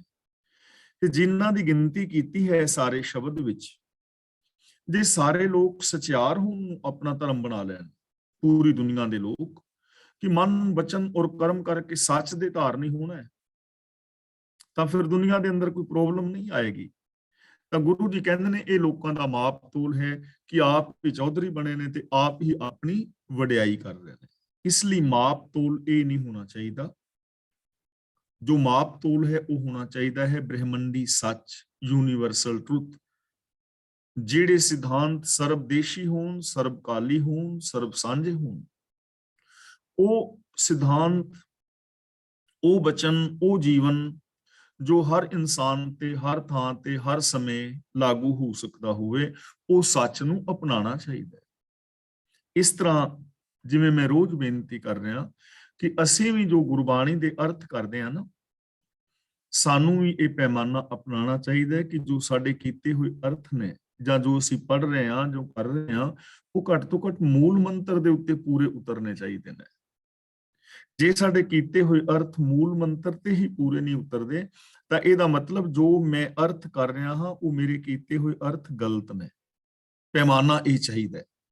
ਸਾਡੀ ਜ਼ਿੰਦਗੀ ਦਾ ਪੈਮਾਨਾ ਇਹ ਚਾਹੀਦਾ ਹੈ ਕਿ ਜੋ ਮੈਂ ਜ਼ਿੰਦਗੀ ਜੀ ਰਿਹਾ ਹਾਂ, ਜੋ ਮੈਂ ਬੋਲ ਰਿਹਾ ਹਾਂ, ਜੋ ਮੈਂ ਬਿਹੇਵੀਅਰ ਕਰ ਰਿਹਾ ਹਾਂ, ਕਿ ਇਹ ਸੱਚਾ ਹੈ, ਕਿ ਐਸਾ ਬਿਹੇਵੀਅਰ ਜੇ ਕੋਈ ਮੇਰੇ ਨਾਲ ਕਰੇ ਤਾਂ ਉਹ ਠੀਕ ਹੈ, ਕਿ ਮੈਂ ਅੰਦਰੋਂ ਬਾਹਰੋਂ ਸੱਚਾ ਹਾਂ। ਹਰ ਧਰਮ ਵਰਗ ਦੇ ਇਨਸਾਨ ਨੂੰ ਇਹ ਪੈਮਾਨਾ ਅਪਣਾਉਣਾ ਚਾਹੀਦਾ ਹੈ ਆਪਣੇ ਜੀਵਨ ਨੂੰ ਪਰਖਣ ਲਈ। ਮਹਿਲਾ ਪਹਿਲਾ, ਹਿੰਦੂ ਕੈ ਘਰ ਹਿੰਦੂ ਆਵੇ। ਇੱਥੇ ਪਹਿਲਾ ਸ਼ਬਦ ਹਿੰਦੂ ਹੈ, ਜੋ ਹਿੰਦੂ ਵੀਰਾਂ ਵਾਸਤੇ ਹੈ, ਜਿਵੇਂ ਖੱਤਰੀ ਆਦਿਕ ਨੇ ਜਾਂ ਹੋਰ ਲੋਕ ਨੇ। ਦੂਜੇ ਹਿੰਦੂ ਦਾ ਮਤਲਬ ਇੱਥੇ ਹੈ ਬ੍ਰਾਹਮਣ। ਹਿੰਦੂ ਆਵੇ ਦਾ ਮਤਲਬ ਬ੍ਰਾਹਮਣ ਆਉਂਦਾ ਹੈ। ਕਿਸੇ ਖੱਤਰੀ ਆਦਿਕ ਹਿੰਦੂ ਦੇ ਘਰ ਵਿੱਚ ਬ੍ਰਾਹਮਣ ਆਉਂਦਾ ਹੈ। ਹਿੰਦੂ ਕੈ ਘਰ ਹਿੰਦੂ ਆਵੇ। ਕਿਸੇ ਖੱਤਰੀ ਆਦਿਕ ਹਿੰਦੂ ਦੇ ਘਰ ਵਿੱਚ ਬ੍ਰਾਹਮਣ ਆਉਂਦਾ ਹੈ, ਕਿਉਂਕਿ ਬ੍ਰਾਹਮਣ ਸ਼ੂਦਰ ਦੇ ਘਰ ਵਿੱਚ ਤਾਂ ਜਾਂਦਾ ਨਹੀਂ। ਸ਼ੂਦਰ ਨੂੰ ਜਨੇਊ ਪਾਉਣ ਦਾ ਅਧਿਕਾਰ ਹੀ ਨਹੀਂ ਹੈ ਉਹਨਾਂ ਦੇ ਧਰਮ ਮੁਤਾਬਕ। ਤਾਂ ਹਿੰਦੂ ਕੈ ਘਰ ਹਿੰਦੂ ਆਵੇ, ਕਿਸੇ ਖੱਤਰੀ ਆਦਿਕ ਹਿੰਦੂ ਦੇ ਘਰ ਵਿੱਚ ਬ੍ਰਾਹਮਣ ਆਉਂਦਾ ਹੈ ਤੇ ਆ ਕੇ ਕੀ ਕਰਦਾ ਹੈ, ਸੂਤ ਜਨੇਊ ਪੜ ਗਲ ਪਾਵੇ। ਪੜ੍ਹ ਦਾ ਮਤਲਬ ਪੜ੍ਹ ਕੇ, ਮੰਤਰ ਪੜ੍ਹ ਕੇ, ਜੋ ਵੀ ਉਹਨਾਂ ਦੀ ਰਸਮ ਰਿਵਾਜ ਨੇ, ਜਨੇਊ ਪਾਣ ਲੱਗਿਆਂ ਜੋ ਵੀ ਵੇਦ ਮੰਤਰ ਪੜ੍ਹੇ ਜਾਂਦੇ ਨੇ, ਤਾਂ ਬ੍ਰਾਹਮਣ ਆ ਕੇ ਵੇਦ ਮੰਤਰ ਆਦਿਕ ਪੜ੍ਹ ਕੇ ਖੱਤਰੀ ਦੇ ਗਲ ਵਿੱਚ ਧਾਗਾ ਪਾ ਦਿੰਦਾ ਹੈ, ਜਨੇਊ ਪਾ ਦਿੰਦਾ ਹੈ। ਸੂਤ ਜਨੇਊ ਪੜ ਗਲ ਪਾਵੇ, ਗਲ ਦੇ ਅੰਦਰ ਜਨੇਊ ਪਾ ਦਿੰਦਾ ਹੈ। ਸੂਤ ਪਾਏ ਕਰੇ ਬੁਰਾਈ। ਹੁਣ ਬ੍ਰਾਹਮਣ ਨੇ ਵੀ ਕਹਿ ਦਿੱਤਾ ਕਿ ਤੂੰ ਜਨੇਊ ਪਾ ਲਿਆ ਹੈ, ਤੂੰ ਹੁਣ ਧਰਮੀ ਹੋ ਗਿਆ ਹੈ, ਧਰਮ ਦੇ ਵਿੱਚ ਤੇਰਾ ਪ੍ਰਵੇਸ਼ ਹੋ ਗਿਆ ਹੈ। ਕਿਉਂਕਿ ਉਹਨਾਂ ਦੇ ਨਿਯਮ ਮੁਤਾਬਕ ਧਰਮ ਵਿੱਚ ਪ੍ਰਵੇਸ਼ ਕਰਨ ਲਈ ਜਨੇਊ ਜ਼ਰੂਰੀ ਹੈ। ਬ੍ਰਾਹਮਣ ਨੇ ਜਨੇਊ ਪਾ ਦਿੱਤਾ, ਕਹਿ ਦਿੱਤਾ ਕਿ ਤੂੰ ਧਰਮ ਵਿੱਚ ਪ੍ਰਵੇਸ਼ ਕਰ ਗਿਆ ਹੈ। ਤੇ ਜਿਸ ਨੇ ਜਨੇਊ ਪਾਇਆ ਉਹਨੇ ਵੀ ਮੰਨ ਲਿਆ ਕਿ ਮੈਂ ਧਰਮ ਵਿੱਚ ਪ੍ਰਵੇਸ਼ ਕਰ ਗਿਆ, ਹੁਣ ਜਨੇਊ ਪਾ ਲਿਆ, ਆਪਣੇ ਆਪ ਨੂੰ ਧਰਮੀ ਸਮਝ ਲਿਆ। ਪਰ ਗੁਰੂ ਜੀ ਕਹਿੰਦੇ ਨੇ ਸੂਤ ਪਾਏ ਕਰੇ ਬੁਰਾਈ। ਪਰ ਜਨੇਊ ਪਾ ਕੇ ਵੀ ਮੰਦ ਕਰਮ ਕਰੀ ਜਾਂਦਾ ਹੈ। ਜਨੇਊ ਪਾ ਕੇ ਜੇ ਉਹ ਬੰਦਾ ਬੁਰਾਈਆਂ ਕਰਦਾ ਹੈ, ਜਨੇਊ ਪਾਉਣ ਤੋਂ ਬਾਅਦ ਵੀ ਜੇ ਕੋਈ ਬੰਦਾ ਰਿਸ਼ਵਤ ਲੈ, ਚੋਰੀ ਕਰੇ, ਜਾਤੀਵਾਦ ਨੂੰ ਮੰਨੇ, ਮੇਰ ਤੇਰ ਦੇ ਵਿਤਕਰੇ ਉਹਦੇ ਵਿੱਚ ਹੋਣ, ਈਰਖਾ ਹੋਵੇ, ਧੋਖਾ ਕਰੇ ਜਾਂ ਆਚਰਨਹੀਣ ਹੋਵੇ, ਤਾਂ ਗੁਰੂ ਜੀ ਕਹਿੰਦੇ ਨੇ ਨਾਤਾ ਧੋਤਾ ਥਾਏ ਨਾ ਪਾਈ। ਇੱਥੇ ਨਾਤਾ ਨਹੀਂ ਪੜਨਾ, ਨੰਨੇ ਥੱਲੇ ਅੱਧਾ ਹਾਹ ਲਾ ਕੇ ਨਾਤਾ, ਨਾਤਾ ਧੋਤਾ ਥਾਏ ਨਾ ਪਾਈ। ਥਾਏ ਨਾ ਪਾਈ ਦਾ ਮਤਲਬ ਕਬੂਲ ਨਹੀਂ ਹੁੰਦਾ। ਹੁਣ ਜਨੇਊ ਵੀ ਪਾ ਲਿਆ, ਨਹਾ ਧੋ ਲਿਆ, ਇਸ਼ਨਾਨ ਪਾਨ ਕਰ ਲਿਆ, ਬਾਹਰਲਾ ਮਤਲਬ ਸੁਚਮਤਾ ਬਣਾ ਲਈ, ਪਰ ਬੁਰਾਈਆਂ ਅੰਦਰੋਂ ਨਹੀਂ ਗਈਆਂ, ਤਾਂ ਗੁਰੂ ਜੀ ਕਹਿੰਦੇ ਨੇ ਇਸ ਤਰ੍ਹਾਂ ਕੱਲੇ ਜਨੇਊ ਪਾਨ ਦੇ ਨਾਲ ਕੋਈ ਰੱਬ ਦੇ ਦਰ ਤੇ ਪ੍ਰਵਾਨ ਨਹੀਂ ਹੋ ਜਾਂਦਾ। ਹਿੰਦੂ ਦੇ ਘਰ ਵਿੱਚ ਬ੍ਰਾਹਮਣ ਆਇਆ, ਉਹਨੇ ਮੰਤਰ ਆਦਿਕ ਪੜ੍ਹ ਕੇ ਜਨੇਊ ਪਾ ਦਿੱਤਾ, ਤੇ ਜੇ ਜਨੇਊ ਪਵਾਉਣ ਵਾਲਾ ਇਨਸਾਨ ਫਿਰ ਵੀ ਬੁਰਾਈਆਂ ਕਰਦਾ ਹੈ, ਈਰਖਾ ਦਵੇਸ਼ ਵੈਰ ਵਿਰੋਧ ਕਰਦਾ ਹੈ, ਬਾਹਰੋਂ ਸੁਚਮਤਾ ਰੱਖਦਾ ਹੈ, ਤਾਂ ਗੁਰੂ ਜੀ ਕਹਿੰਦੇ ਨੇ ਰੱਬ ਦੇ ਦਰ ਤੇ ਉਹ ਪ੍ਰਵਾਨ ਨਹੀਂ ਹੋਏਗਾ। ਦੇਖੋ ਗੱਲ ਇੱਥੇ ਜਨੇਊ ਵਾਲੇ ਦੀ ਕਰ ਰਹੇ ਨੇ, ਪਰ ਇਹ ਗੱਲ ਸਰਬ ਸਾਂਝੀ, ਇਹ ਸਾਰਿਆਂ ਤੇ ਲਾਗੂ ਹੁੰਦੀ ਹੈ, ਮੁਸਲਮਾਨਾਂ ਤੇ ਵੀ, ਸਿੱਖਾਂ ਤੇ ਵੀ, ਜੈਨੀਆਂ ਬੋਧੀਆਂ ਤੇ ਵੀ, ਕਿ ਜੇ ਕੋਈ ਆਪਣੇ ਆਪ ਨੂੰ ਧਰਮੀ ਅਖਵਾਉਂਦਾ ਹੈ, ਬਾਹਰੋਂ ਬੜਾ ਸੁੱਚਾ ਸਮਝਦਾ ਹੈ, ਪਰ ਅੰਦਰ ਜੇ ਬੁਰਾਈਆਂ ਨੇ, ਤਾਂ ਰੱਬ ਦੇ ਦਰ ਤੇ ਨਹੀਂ ਪ੍ਰਵਾਨ ਹੋਏਗਾ। ਮੁਸਲਮਾਨ ਕਰੇ ਵਡਿਆਈ। ਹੁਣ ਮੁਸਲਮਾਨ ਵੀਰ ਦੀ ਗੱਲ ਕਰਦੇ ਨੇ ਕਿ ਜੇ ਕੋਈ ਮੁਸਲਮਾਨ ਮਨੁੱਖ ਹੈ, ਆਪਣੇ ਦੀਨ ਦੀ ਵਡਿਆਈ ਕਰਦਾ ਹੈ, ਤਾਂ ਉਹਦਾ ਹੱਕ ਹੈ, ਉਹਦਾ ਫਰਜ਼ ਹੈ, ਕਰ ਰਿਹਾ ਹੈ। ਮੁਸਲਮਾਨ ਆਪਣੇ ਦੀਨ ਦੀ ਵਡਿਆਈ ਕਰਦਾ ਹੈ, ਪਰ ਗੁਰੂ ਜੀ ਕਹਿੰਦੇ ਨੇ ਵਿਣ ਗੁਰ ਪੀਰੈ ਕੋ ਥਾਏ ਨਾ ਪਾਈ। ਥਾਏ ਨਾ ਪਾਈ ਦਾ ਮਤਲਬ ਕਬੂਲ ਨਹੀਂ ਹੁੰਦਾ। ਹੁਣ ਧਰਮ ਦੀ ਵਡਿਆਈ ਤੇ ਕਰ ਰਿਹਾ ਹੈ, ਪਰ ਜੇ ਉਹ ਗੁਰੂ ਪੀਰ ਦੇ ਹੁਕਮ ਵਿੱਚ ਨਹੀਂ ਤੁਰਦਾ, ਜੋ ਉਹਦੇ ਪੈਗੰਬਰ ਨੇ ਕਿਹਾ ਹੈ ਉਹਦੇ ਹੁਕਮ ਵਿੱਚ ਨਹੀਂ ਤੁਰਦਾ, ਤਾਂ ਥਾਏ ਨਾ ਪਾਈ, ਤਾਂ ਉਹ ਰੱਬ ਦੇ ਦਰ ਤੇ, ਖੁਦਾ ਦੇ ਦਰ ਤੇ ਕਬੂਲ ਨਹੀਂ ਹੋਏਗਾ। ਸਿਰਫ ਵਡਿਆਈਆਂ ਕਰਨ ਦੇ ਨਾਲ, ਬਾਹਰੋਂ ਕਹੀ ਜਾਣ ਦੇ ਨਾਲ ਥੋੜਾ ਉਹ ਰੱਬ ਦੇ ਦਰ ਤੇ ਕਬੂਲ ਹੋ ਜਾਏਗਾ। ਕੋਈ ਬੰਦਾ ਆਪਣੇ ਧਰਮ ਦੀਆਂ ਵਡਿਆਈਆਂ ਕਰੀ ਜਾਏ, ਇਹ ਉਹਦਾ ਹੱਕ ਹੈ, ਕਰੇ ਵਡਿਆਈਆਂ, ਲੇਕਿਨ ਸਿਰਫ ਗੱਲਾਂ ਕਰ ਰਿਹਾ ਹੋਵੇ ਧਰਮ ਦੀਆਂ, ਉਹਨਾਂ ਗੱਲਾਂ ਤੇ ਆਪ ਅਮਲ ਨਾ ਕਰਦਾ ਹੋਵੇ, ਅੰਦਰ ਇਨਸਾਨੀਅਤ ਨਾ ਹੋਵੇ, ਅੰਦਰ ਮੇਰ ਤੇਰ ਦੇ ਵਿਤਕਰੇ ਟਿਕੇ ਹੋਣ, ਆਮ ਬੰਦੇ ਦੀ ਤਰ੍ਹਾਂ ਅੰਦਰ ਬੁਰਾਈਆਂ ਹੋਣ, ਤਾਂ ਕੀ ਉਹ ਬੰਦਾ ਰੱਬ ਦੇ ਦਰ ਤੇ ਪ੍ਰਵਾਨ ਹੋ ਜਾਏਗਾ? ਵਿਣ ਗੁਰ ਪੀਰੈ ਕੋ ਥਾਏ ਨਾ ਪਾਈ, ਰਾਹ ਦਸਾਏ ਉਥੇ ਕੋ ਜਾਏ। ਰਾਹ ਦਸਾਏ, ਦਸਾਏ ਦਾ ਮਤਲਬ ਪੁੱਛਦਾ ਹੈ, ਕੋ ਦਾ ਮਤਲਬ ਕੋਈ ਵਿਰਲਾ, ਰਾਹ ਦਸਾਏ ਦਾ ਮਤਲਬ ਬਹਿਸ਼ਤ ਦਾ ਰਾਸਤਾ ਹਰ ਕੋਈ ਪੁੱਛਦਾ ਹੈ। ਬਹਿਸ਼ਤ, ਕਿਉਂਕਿ ਇਸਲਾਮ ਵਾਲੇ ਜੋ ਲੋਕ ਨੇ, ਮੁਸਲਮਾਨ ਨੇ, ਉਹ ਮਰਨ ਤੋਂ ਬਾਅਦ ਨਰਕ ਔਰ ਸਵਰਗ ਦੇ ਰੂਪ ਵਿੱਚ, ਜਿਵੇਂ ਹਿੰਦੂ ਨਰਕ ਸਵਰਗ ਮੰਨਦੇ ਨੇ, ਉਹ ਜੰਨਤ ਔਰ ਬਹਿਸ਼ਤ ਔਰ ਦੋਜ਼ਖ ਮੰਨਦੇ ਨੇ, ਯਾਨੀ ਜੰਨਤ ਔਰ ਦੋਜ਼ਖ ਮੰਨਦੇ ਨੇ, ਕਿ ਜਿਨ੍ਹਾਂ ਨੇ ਇਸਲਾਮ ਦੇ ਉੱਤੇ ਈਮਾਨ ਲਿਆਂਦਾ ਹੋਏਗਾ ਉਹ ਬਹਿਸ਼ਤ ਵਿੱਚ, ਜੰਨਤ ਵਿੱਚ ਜਾਣਗੇ, ਤੇ ਬਾਕੀ ਜੋ ਲੋਕ ਨੇ ਦੋਜ਼ਖ ਵਿੱਚ। ਤਾਂ ਗੁਰੂ ਜੀ ਕਹਿੰਦੇ ਨੇ ਜੰਨਤ ਦਾ ਰਾਸਤਾ ਤਾਂ ਹਰ ਕੋਈ ਬੰਦਾ ਪੁੱਛਦਾ ਹੈ, ਉਥੇ ਕੋ ਜਾਏ, ਪਰ ਉਸ ਰਾਹ ਦੇ ਉੱਤੇ ਤੁਰਦਾ ਕੋਈ ਵਿਰਲਾ ਹੈ, ਤੁਰਦਾ ਕੋਈ ਵਿਰਲਾ ਹੈ, ਯਾਨੀ ਉਸ ਰਾਹ ਦੇ ਉੱਤੇ ਤੁਰਦਾ ਵਿਰਲਾ ਹੈ ਕੋਈ। ਰਾਹ ਦਸਾਏ ਉਥੇ ਕੋ ਜਾਏ, ਕਰਨੀ ਬਾਝੋਂ ਪਿਸਤਨਾ ਪਾਏ। ਇੱਥੇ ਪਿਸਤਨਾ ਮਤਲਬ ਹੈ ਬਹਿਸ਼ਤ, ਕਰਨੀ ਦਾ ਮਤਲਬ ਚੰਗਾ ਆਚਰਣ। ਜੇ ਹੁਣ ਕਿਸੇ ਬੰਦੇ ਦੇ ਨੇਕ ਚਾਲ ਚਲਨ ਨਹੀਂ, ਨੇਕ ਕਰਮ ਨਹੀਂ, ਚੰਗਾ ਆਚਰਣ ਨਹੀਂ, ਤਾਂ ਚੰਗੇ ਆਚਰਣ ਤੋਂ ਬਿਨਾਂ ਕਿਸੇ ਨੂੰ ਬਹਿਸ਼ਤ ਨਹੀਂ ਮਿਲਦੀ, ਕਿਸੇ ਨੂੰ ਸਵਰਗ ਨਹੀਂ ਮਿਲਦਾ, ਕਿਸੇ ਨੂੰ ਸੁੱਖ ਨਹੀਂ ਮਿਲਦਾ, ਕੋਈ ਖੁਦਾ ਦੇ ਦਰ ਤੇ ਪ੍ਰਵਾਨ ਨਹੀਂ ਹੁੰਦਾ ਕਿ ਕੋਈ ਬਹਿਸ਼ਤ ਦੀਆਂ ਗੱਲਾਂ ਤੇ ਕਰੀ ਜਾਏ। ਲੇਕਿਨ ਅਮਲ ਚੰਗੇ ਨਾ ਹੋਣ, ਕਰਮ ਚੰਗੇ ਨਾ ਹੋਣ, ਆਚਰਨ ਚੰਗਾ ਨਾ ਹੋਵੇ, ਤਾਂ ਸਿਰਫ ਰਾਹ ਪੁੱਛਣ ਦੇ ਨਾਲ ਕੋਈ ਬਹਿਸ਼ਤ ਵਿੱਚ ਨਹੀਂ ਪਹੁੰਚ ਜਾਂਦਾ।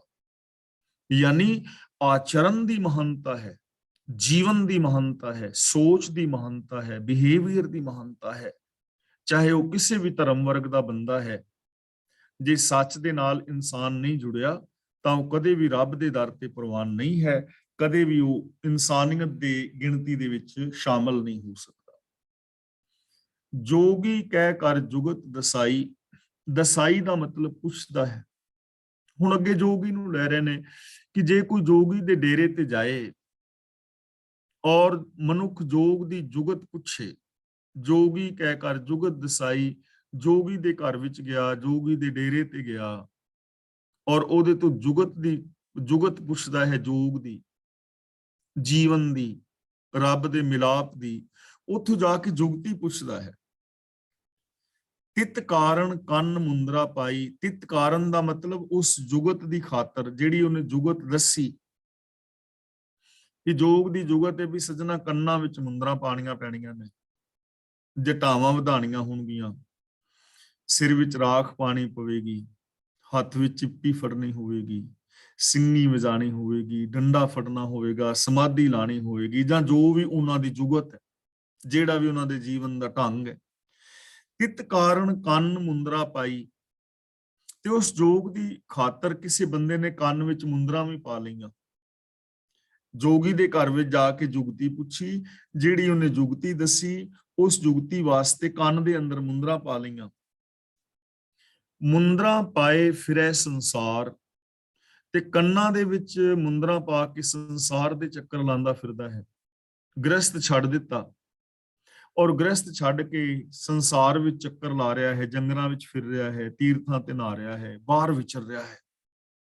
ਕੰਨਾਂ ਵਿੱਚ ਮੁੰਦਰਾ ਪਾ ਲਈਆਂ, ਜਟਾਵਾਂ ਵਧਾ ਲਈਆਂ, ਸ਼ੀਸ਼ ਵਿੱਚ ਰਾਖ ਪਾ ਲਈ, ਉਸ ਜੁਗਤੀ ਨੂੰ ਅਪਣਾ ਲਿਆ, ਘਰ ਨੂੰ ਵੀ ਛੱਡ ਦਿੱਤਾ, ਸੰਸਾਰ ਵਿੱਚ ਵੀ ਫਿਰ ਰਿਹਾ ਹੈ। ਜਿੱਥੇ ਕਿੱਥੇ ਸਿਰਜਣਹਾਰ, ਪਰ ਗੁਰੂ ਜੀ ਕਹਿੰਦੇ ਨੇ ਇਹਦਾ ਫਾਇਦਾ ਕੀ ਹੋਇਆ? ਜਿੱਥੇ ਕਿੱਥੇ ਦਾ ਮਤਲਬ ਰੱਬ ਤੇ ਹਰ ਥਾਂ ਮੌਜੂਦ ਹੈ, ਫਿਰ ਜੰਗਲਾਂ ਵਿੱਚ ਵਿਚਰਨ ਦਾ ਫਾਇਦਾ ਕੀ ਆਇਆ? ਰੱਬ ਵਾਸਤੇ ਜਾਣਾ ਸੀ ਨਾ ਬਾਹਰ, ਤੇ ਰੱਬ ਤੇ ਘਰ ਵਿੱਚ ਵੀ ਮੌਜੂਦ ਹੈ। ਬਾਬਾ ਫਰੀਦ ਜੀ ਕਹਿੰਦੇ ਨੇ, ਫਰੀਦਾ ਜੰਗਲ ਜੰਗਲ ਕਿਆ ਭਵੇਂ, ਵਣ ਕੰਡਾ ਮੋੜਹਿ, ਵਸੀ ਰੱਬ ਹੀ ਆਲੀਏ, ਜੰਗਲ ਕਿਆ ਢੂੰਢੇ।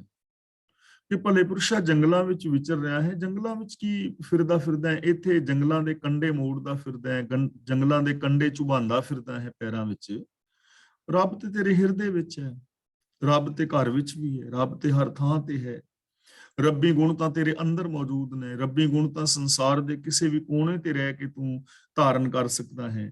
ਪਰ ਗੁਰੂ ਜੀ ਕਹਿੰਦੇ ਨੇ ਇਸ ਤਰ੍ਹਾਂ ਜੋਗੀ ਦੇ ਘਰ ਵਿੱਚ ਜਾ ਕੇ ਜੁਗਤ ਪੁੱਛ ਕੇ ਕੰਨਾਂ ਵਿੱਚ ਮੁੰਦਰਾ ਪਾ ਕੇ ਸੰਸਾਰ ਦੇ ਅੰਦਰ ਬੰਦਾ ਭਟਕਦਾ ਰਹਿੰਦਾ ਹੈ, ਪਰ ਗੁਰੂ ਜੀ ਕਹਿ ਰਹੇ ਨੇ ਰੱਬ ਤਾਂ ਹਰ ਥਾਂ ਦੇ ਉੱਤੇ ਮੌਜੂਦ ਹੈ।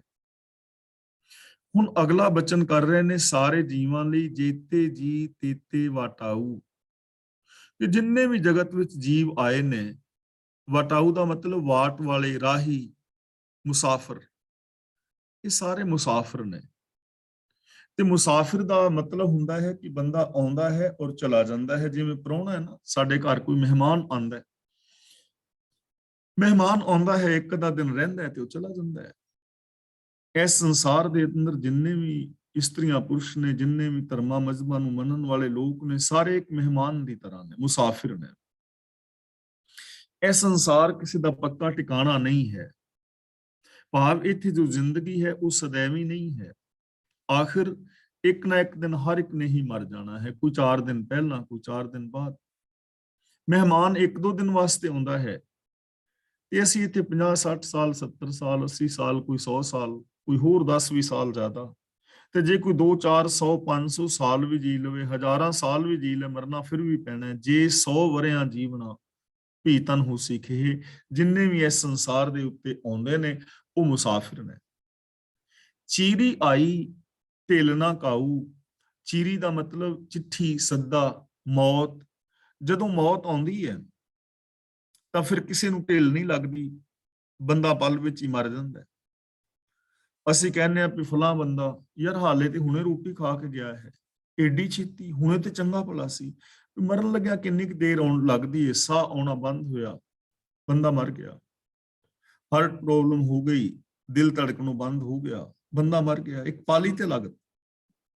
ਤਾਂ ਗੁਰੂ ਜੀ ਕਹਿੰਦੇ ਨੇ ਮੌਤ ਆਉਣ ਦੇ ਦੇਰ ਨਹੀਂ ਲੱਗਦੀ, ਹਰ ਇਨਸਾਨ ਨੂੰ ਇਹ ਸੰਸਾਰ ਛੱਡਣਾ ਪੈਂਦਾ ਹੈ।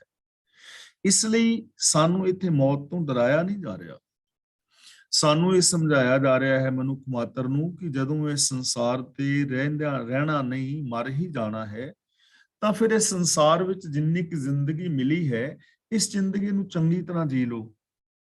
ਜਿੰਨੇ ਵੀ ਆ ਪਿੱਛੇ ਕਰਮਕਾਂਡ ਗਿਣੇ ਨੇ, ਨਾ ਕਰਮਕਾਂਡਾਂ ਦੇ ਵਿੱਚ ਨਾ ਪਵੋ, ਆਪਣਾ ਸਮਾਂ ਇਹਨਾਂ ਕਰਮਕਾਂਡਾਂ ਦੇ ਵਿੱਚ ਵਿਅਰਥ ਨਾ ਗਵਾਓ, ਸਗੋਂ ਸੱਚੀ ਸੁੱਚੀ ਜ਼ਿੰਦਗੀ ਜੀਵੋ, ਸੱਚ ਨੂੰ ਆਧਾਰ ਬਣਾਓ, ਸੱਚ ਨੂੰ ਆਧਾਰ ਬਣਾ ਕੇ ਆਪਣੇ ਮਨੁੱਖੀ ਫਰਜ਼ਾਂ ਨੂੰ ਪੂਰੀਆਂ ਕਰੋ, ਪਿਆਰ ਮੁਹੱਬਤ ਦੇ ਨਾਲ ਰਹੋ, ਇਮਾਨਦਾਰੀ ਦੇ ਨਾਲ ਜ਼ਿੰਦਗੀ ਜੀਵੋ, ਸਵਾਰਥ ਆਦਿਕ ਤੋਂ ਉੱਤੇ ਉੱਠੋ। ਗੁਰੂ ਜੀ ਕਹਿੰਦੇ ਨੇ ਇੱਥੇ ਜਾਣਾ ਸੋ ਜਾਏ ਸਿਨਾਣੇ। ਇੱਥੇ ਜਾਣੇ ਦਾ ਮਤਲਬ ਇੱਥੇ, ਜਿਹੜਾ ਇੱਥੇ ਜਾਣਦਾ ਹੈ ਭਾਵ ਜਿੱਥੇ ਹੁਣ ਅਸੀਂ ਬੈਠੇ ਹਾਂ ਵਰਤਮਾਨ ਦੇ ਅੰਦਰ, ਜਿਹੜਾ ਵਰਤਮਾਨ ਦੇ ਅੰਦਰ ਪ੍ਰਭੂ ਨੂੰ ਜਾਣ ਲੈਂਦਾ ਹੈ, ਸੋ ਜਾਏ ਸਿਨਾਣੇ, ਉਹ ਅੱਗੇ ਜਾ ਕੇ ਵੀ ਪਛਾਣ ਲਏਗਾ, ਵਰਤਮਾਨ ਦੇ ਵਿੱਚ ਵੀ ਉਹਨੇ ਪਛਾਣ ਲਿਆ, ਭਵਿੱਖ ਦੇ ਵਿੱਚ ਵੀ ਉਹ ਮਿਲਿਆ ਰਹੇਗਾ। ਤੇ ਜਿਹੜੇ ਕਰਮ ਕਰਕੇ ਬੰਦੇ ਨੇ ਵਰਤਮਾਨ ਗਵਾਇਆ ਹੈ, ਜੇ ਉਹੀ ਕਰਮ ਕਰੇਗਾ ਤੇ ਉਹਦਾ ਫਿਊਚਰ ਵੀ ਗਵਾਚੇਗਾ। ਮੰਨ ਲਓ ਸਪੋਜ਼ ਸ਼ਬਦ ਕਹਿ ਰਿਹਾ, ਇਹ ਚੀਜ਼ ਨੂੰ ਨਾਲ ਲੈ ਕੇ ਸਮਝਣਾ। ਸਪੋਜ਼ ਕਿ ਮੈਂ 62 ਸਾਲ ਮੇਰੀ ਹੁਣ ਜ਼ਿੰਦਗੀ ਹੋ ਗਈ ਤੇ 62 ਸਾਲ ਮੈਂ ਭੁੱਲ ਕਰਦਾ ਰਿਹਾ, ਕੋਈ ਵੀ ਭੁੱਲ ਧਰਮ ਦੇ ਨਾਮ ਤੇ, ਜਾਣ ਬੁੱਝ ਕੇ ਜਾਂ ਅਣਜਾਣ ਪੁਣੇ ਵਿੱਚ, ਕਿ ਮੈਂ ਅੰਦਰੋਂ ਹੋਰ ਸਾਂ ਬਾਹਰੋਂ ਹੋਰ ਸਾਂ। 62 ਸਾਲ ਮੈਂ ਜ਼ਿੰਦਗੀ ਐਵੇਂ ਜੀਵੀ, ਤੇ ਜੇ ਮੈਂ ਐਵੇਂ ਹੀ ਜ਼ਿੰਦਗੀ ਅਗਲੀ ਜੀਵਾਂਗਾ ਤਾਂ ਕੀ ਮੈਂ ਰੱਬ ਨੂੰ ਪਾ ਲਵਾਂਗਾ? ਰਿਜ਼ਲਟ ਤਾਂ ਮੇਰਾ ਉਹੀ ਨਿਕਲੇਗਾ ਜੋ ਮੈਂ ਹੁਣ ਤੱਕ ਕੀਤਾ ਹੈ। ਜੇ ਅੱਗੇ ਵੀ ਉਹੀ ਕਰਾਂਗਾ ਤਾਂ ਰਿਜ਼ਲਟ ਉਹੀ ਨਿਕਲੇਗਾ ਜੋ ਹੁਣ ਤੱਕ ਨਿਕਲਿਆ ਹੈ। ਰਿਜ਼ਲਟ ਬਦਲੇਗਾ ਨਹੀਂ, ਨਤੀਜਾ ਬਦਲੇਗਾ ਨਹੀਂ। ਤੇ ਸਪੋਜ਼ ਕਿ ਜੋ ਮੈਂ 62 ਸਾਲ ਦੀ ਜ਼ਿੰਦਗੀ ਜੀਵੀ ਹੈ, ਇਹ ਮੈਂ ਅੰਦਰੋਂ ਬਾਹਰੋਂ ਇੱਕ ਹੋ ਕੇ ਜੀਵੀ ਹੈ, ਇਮਾਨਦਾਰੀ ਨਾਲ ਜੀਵੀ ਹੈ। ਤੇ ਜੇ ਮੈਂ ਅਗਲੀ ਜ਼ਿੰਦਗੀ ਇਮਾਨਦਾਰੀ ਨਾਲ ਜੀਵਾਂਗਾ ਤਾਂ ਉਹਦਾ ਰਿਜ਼ਲਟ ਚੰਗਾ ਨਿਕਲੇਗਾ, ਹੁਣ ਤੱਕ ਵੀ ਚੰਗਾ ਨਿਕਲਿਆ, ਅੱਗੇ ਵੀ ਚੰਗਾ ਨਿਕਲੇਗਾ। ਤਾਂ ਗੁਰੂ ਪਾਤਸ਼ਾਹ ਜੀ ਕਹਿੰਦੇ ਨੇ ਜੋ ਇੱਥੇ ਜਾਣੇ, ਜੋ ਵਰਤਮਾਨ ਦੇ ਅੰਦਰ ਜਾਣਦਾ ਹੈ, ਉਹ ਅੱਗੇ ਫਿਊਚਰ ਦੇ ਅੰਦਰ ਵੀ ਪ੍ਰਭੂ ਨੂੰ ਸਿਝਾਣ ਲੈਂਦਾ ਔਰ ਪ੍ਰਭੂ ਦੇ ਦਰ ਦੇ ਉੱਤੇ ਥਾਂ ਪਾਈ ਰੱਖਦਾ ਹੈ। ਉਹਦੀ ਜਿਹੜੀ ਪ੍ਰਭੂ ਦੇ ਨਾਲ ਜਾਣ ਪਹਿਚਾਨ ਬਣੀ ਰਹਿੰਦੀ ਹੈ। ਉਹ ਅੰਦਰੋਂ ਬਾਹਰੋਂ ਇੱਕ ਹੋ ਜਾਂਦਾ ਹੈ। ਜੋ ਅੰਦਰ ਜਾਣ ਲੈਂਦਾ ਹੈ ਉਹ ਬਾਹਰ ਵੀ ਪ੍ਰਭੂ ਨੂੰ ਸਿਝਾਣਦਾ ਹੈ।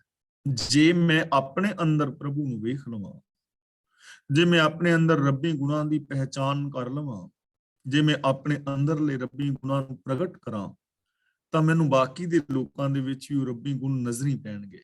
ਮੈਨੂੰ ਸਮਝ ਆ ਜਾਏਗੀ ਕਿ ਦੂਜਿਆਂ ਦੇ ਵਿੱਚ ਵੀ ਉਹ ਰੱਬੀ ਗੁਣ ਮੌਜੂਦ ਨੇ। ਮੈਨੂੰ ਦੂਜਿਆਂ ਦੇ ਵਿੱਚ ਵੀ ਪ੍ਰਭੂ ਨਜ਼ਰ ਆਏਗਾ ਔਰ ਮੈਂ ਦੂਜਿਆਂ ਦੇ ਨਾਲ ਵੀ ਰੱਬ ਵਰਗਾ ਪਿਆਰ ਵਿਹਾਰ ਕਰਾਂਗਾ। ਔਰ ਜੇ ਕੋਈ ਭੁੱਲਾ ਭਟਕਿਆ ਵੀ ਹੋਏਗਾ ਤਾਂ ਫਿਰ ਵੀ ਮੈਨੂੰ ਘੱਟ ਤੋਂ ਘੱਟ ਇਹ ਸਮਝ ਤਾਂ ਹੋਏਗੀ ਨਾ ਕਿ ਦੇਖੋ ਬੰਦਾ ਭੁੱਲਿਆ ਹੋਇਆ ਹੈ, ਕਿ ਇਹਦੇ ਅੰਦਰ ਸ਼ੁਭ ਗੁਣ ਮੌਜੂਦ ਨੇ, ਇਹ ਬੰਦਾ ਰੱਬ ਵਰਗਾ ਹੋ ਸਕਦਾ ਹੈ ਤੇ ਕਿਵੇਂ ਆਪਣੇ ਜੀਵਨ ਨੂੰ ਵਿਅਰਥ ਗਵਾ ਰਿਹਾ ਹੈ। ਦੂਜਿਆਂ ਦੇ ਵਿੱਚ ਵੀ ਉਹ ਵੇਖ ਸਕੇਗਾ, ਉਹਨੂੰ ਸੰਭਾਵਨਾ ਹੋ ਜਾਏਗੀ। ਹੋਰ ਫੱਕੜ ਹਿੰਦੂ ਮੁਸਲਮਾਨ ਹੈ। ਤੇ ਗੁਰੂ ਜੀ ਕਹਿੰਦੇ ਨੇ ਜੇ ਇਹ ਉਦਮ ਨਹੀਂ ਕੀਤਾ, ਜੇ ਇਹ ਉਦਮ ਨਹੀਂ ਕੀਤਾ ਕਿ ਅੰਦਰੋਂ ਬਾਹਰੋਂ ਬੰਦਾ ਇੱਕ ਨਹੀਂ ਹੋਇਆ, ਜੇ ਇਮਾਨਦਾਰੀ ਦੇ ਨਾਲ ਜ਼ਿੰਦਗੀ ਨਹੀਂ ਜੀਵੀ, ਇਨਸਾਨੀਅਤ ਵਾਲੀ ਜ਼ਿੰਦਗੀ ਨਹੀਂ ਜੀਵੀ, ਜੋ ਮਨ ਬਚਨ ਕਰਮ ਕਰਕੇ ਸ਼ੁਭ ਗੁਣਾਂ ਦਾ ਧਾਰਨੀ ਨਹੀਂ ਹੋਇਆ, ਤੇ ਫੱਕੜ ਦਾ ਮਤਲਬ ਹੈ ਫੋਕਾ ਦਾਵਾ, ਫੋਕਟ ਕਰਮ, ਤਾਂ ਫਿਰ ਭਾਵੇਂ ਕੋਈ ਹਿੰਦੂ ਹੈ ਤੇ ਭਾਵੇਂ ਕੋਈ ਮੁਸਲਮਾਨ ਹੈ, ਸਭ ਫੋਕੇ ਦਾਵੇ ਨੇ। ਚਾਹੇ ਕੋਈ ਹਿੰਦੂ ਹੈ ਜਾਂ ਮੁਸਲਮਾਨ ਹੈ, ਜਾਂ ਫਿਰ ਸਿੱਖ ਹੈ ਜਾਂ ਕੋਈ ਹੋਰ ਹੈ, ਕਿਉਂਕਿ ਇੱਥੇ ਸਾਰਿਆਂ ਦੀ ਗੱਲ ਆ ਜਾਏਗੀ। ਤਾਂ ਚਾਹੇ ਕੋਈ ਹਿੰਦੂ ਹੈ ਜਾਂ ਮੁਸਲਮਾਨ ਜਾਂ ਕੋਈ ਹੋਰ ਧਰਮ ਮਜ਼ਹਬ ਨੂੰ ਮੰਨਣ ਵਾਲਾ ਹੈ, ਫਿਰ ਸਾਰੇ ਦਾਅਵੇ ਫੂਕੇ ਨੇ। ਗੱਲ ਇਕੱਲੇ ਹਿੰਦੂ ਮੁਸਲਮਾਨਾਂ ਦੀ ਨਹੀਂ ਹੈ, ਗੱਲ ਈਸਾਈਆਂ ਦੀ ਵੀ ਹੈ, ਗੱਲ ਸਿੱਖਾਂ ਦੀ ਵੀ ਹੈ, ਗੱਲ ਹੋਰ ਲੋਕਾਂ ਦੀ ਵੀ। ਜਿਹੜਾ ਵੀ ਇਨਸਾਨ ਕਿਸੇ ਵੀ ਧਰਮ ਮਜ਼ਹਬ ਨੂੰ ਮੰਨਣ ਵਾਲਾ ਹੈ, ਜੇ ਉਹ ਅੰਦਰੋਂ ਬਾਹਰੋਂ ਇੱਕ ਨਹੀਂ, ਜੇ ਉਹਦੇ ਅੰਦਰ ਇਨਸਾਨੀਅਤ ਨਹੀਂ, ਆਚਰਨ ਉੱਚਾ ਨਹੀਂ, ਮਨ ਬਚਨ ਕਰਮ ਕਰਕੇ ਗੁਣਾਂ ਦਾ ਧਾਰਨੀ ਨਹੀਂ, ਤੇ ਉਹ ਆਪਣੇ ਆਪ ਨੂੰ ਧਾਰਮਿਕ ਹੋਣ ਦਾ ਦਾਅਵਾ ਕਰਦਾ ਹੈ, ਤਾਂ ਗੁਰੂ ਜੀ ਕਹਿੰਦੇ ਨੇ ਉਹ ਦਾਅਵੇ ਸਾਰੇ ਫੱਕੜ ਨੇ, ਝੂਠੇ ਨੇ, ਬੇਕਾਰ ਦੇ ਦਾਅਵੇ ਨੇ, ਸਭ ਫੋਕਾ ਵਿਖਾਵਾ ਹੈ। ਔਰ ਆਪ ਵੇਖੋਗੇ ਕਿ ਇਸ ਦੁਨੀਆ ਦੇ ਅੰਦਰ ਜੋ ਦਾਅਵੇ ਨੇ, ਝੂਠੇ ਦਾਅਵੇ, ਉਹ ਕਰੀਬ 95, 96 ਜਾਂ 98% ਤੱਕ ਨੇ। ਅੰਦਰੋਂ ਬਾਹਰੋਂ ਜੋ ਸੱਚੇ ਲੋਕ ਨੇ ਉਹ ਹੈ ਨੇ, ਲੇਕਿਨ ਵਿਰਲੇ ਨੇ, ਹੈਨ ਵਿਰਲੇ ਨਾ ਹੀ ਕਣੇ ਫੈਲ ਫੱਕੜ ਸੰਸਾਰ।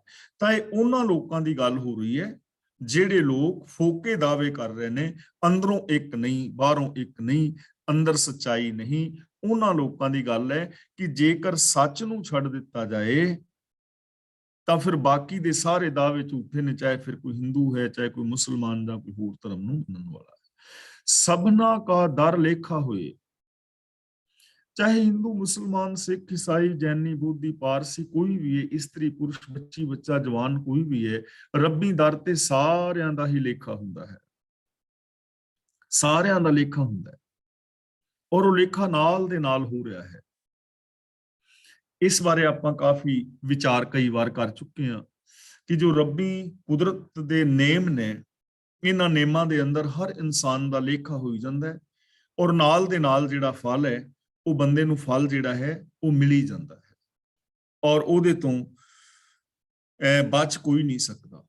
ਤੇ ਇਹਦੀ ਨਿੱਕੀ ਜੀ ਮਿਸਾਲ ਮੈਂ ਆਮ ਦੂਜੇ ਚੌਥੇ ਦਿਨ ਆਪ ਨੂੰ ਦੇ ਰਿਹਾ ਹਾਂ, ਜਿਸ ਕਰਕੇ ਇਹ ਗੱਲਾਂ ਸਾਨੂੰ ਸਮਝ ਆ ਜਾਣ, ਕਿਉਂਕਿ ਬਾਰ-ਬਾਰ ਜਦੋਂ ਲੇਖੇ ਦੀ ਗੱਲ ਆ ਰਹੀ ਹੈ ਤਾਂ ਇਹ ਚੀਜ਼ ਸਾਨੂੰ ਬਾਰ-ਬਾਰ ਸਮਝਣੀ ਪਵੇਗੀ। ਇਹ ਭੁਲੇਖਾ ਨਾ ਰਹਿ ਜਾਏ ਕਿ ਮਰਨ ਤੋਂ ਬਾਅਦ ਲੇਖਾ ਹੋਣਾ ਹੈ, ਲੇਖਾ ਇੱਥੇ ਹੀ ਹੋ ਰਿਹਾ ਹੈ, ਔਰ ਨਾਲ ਦੇ ਨਾਲ ਫਲ ਮਿਲ ਜਾਂਦਾ ਹੈ।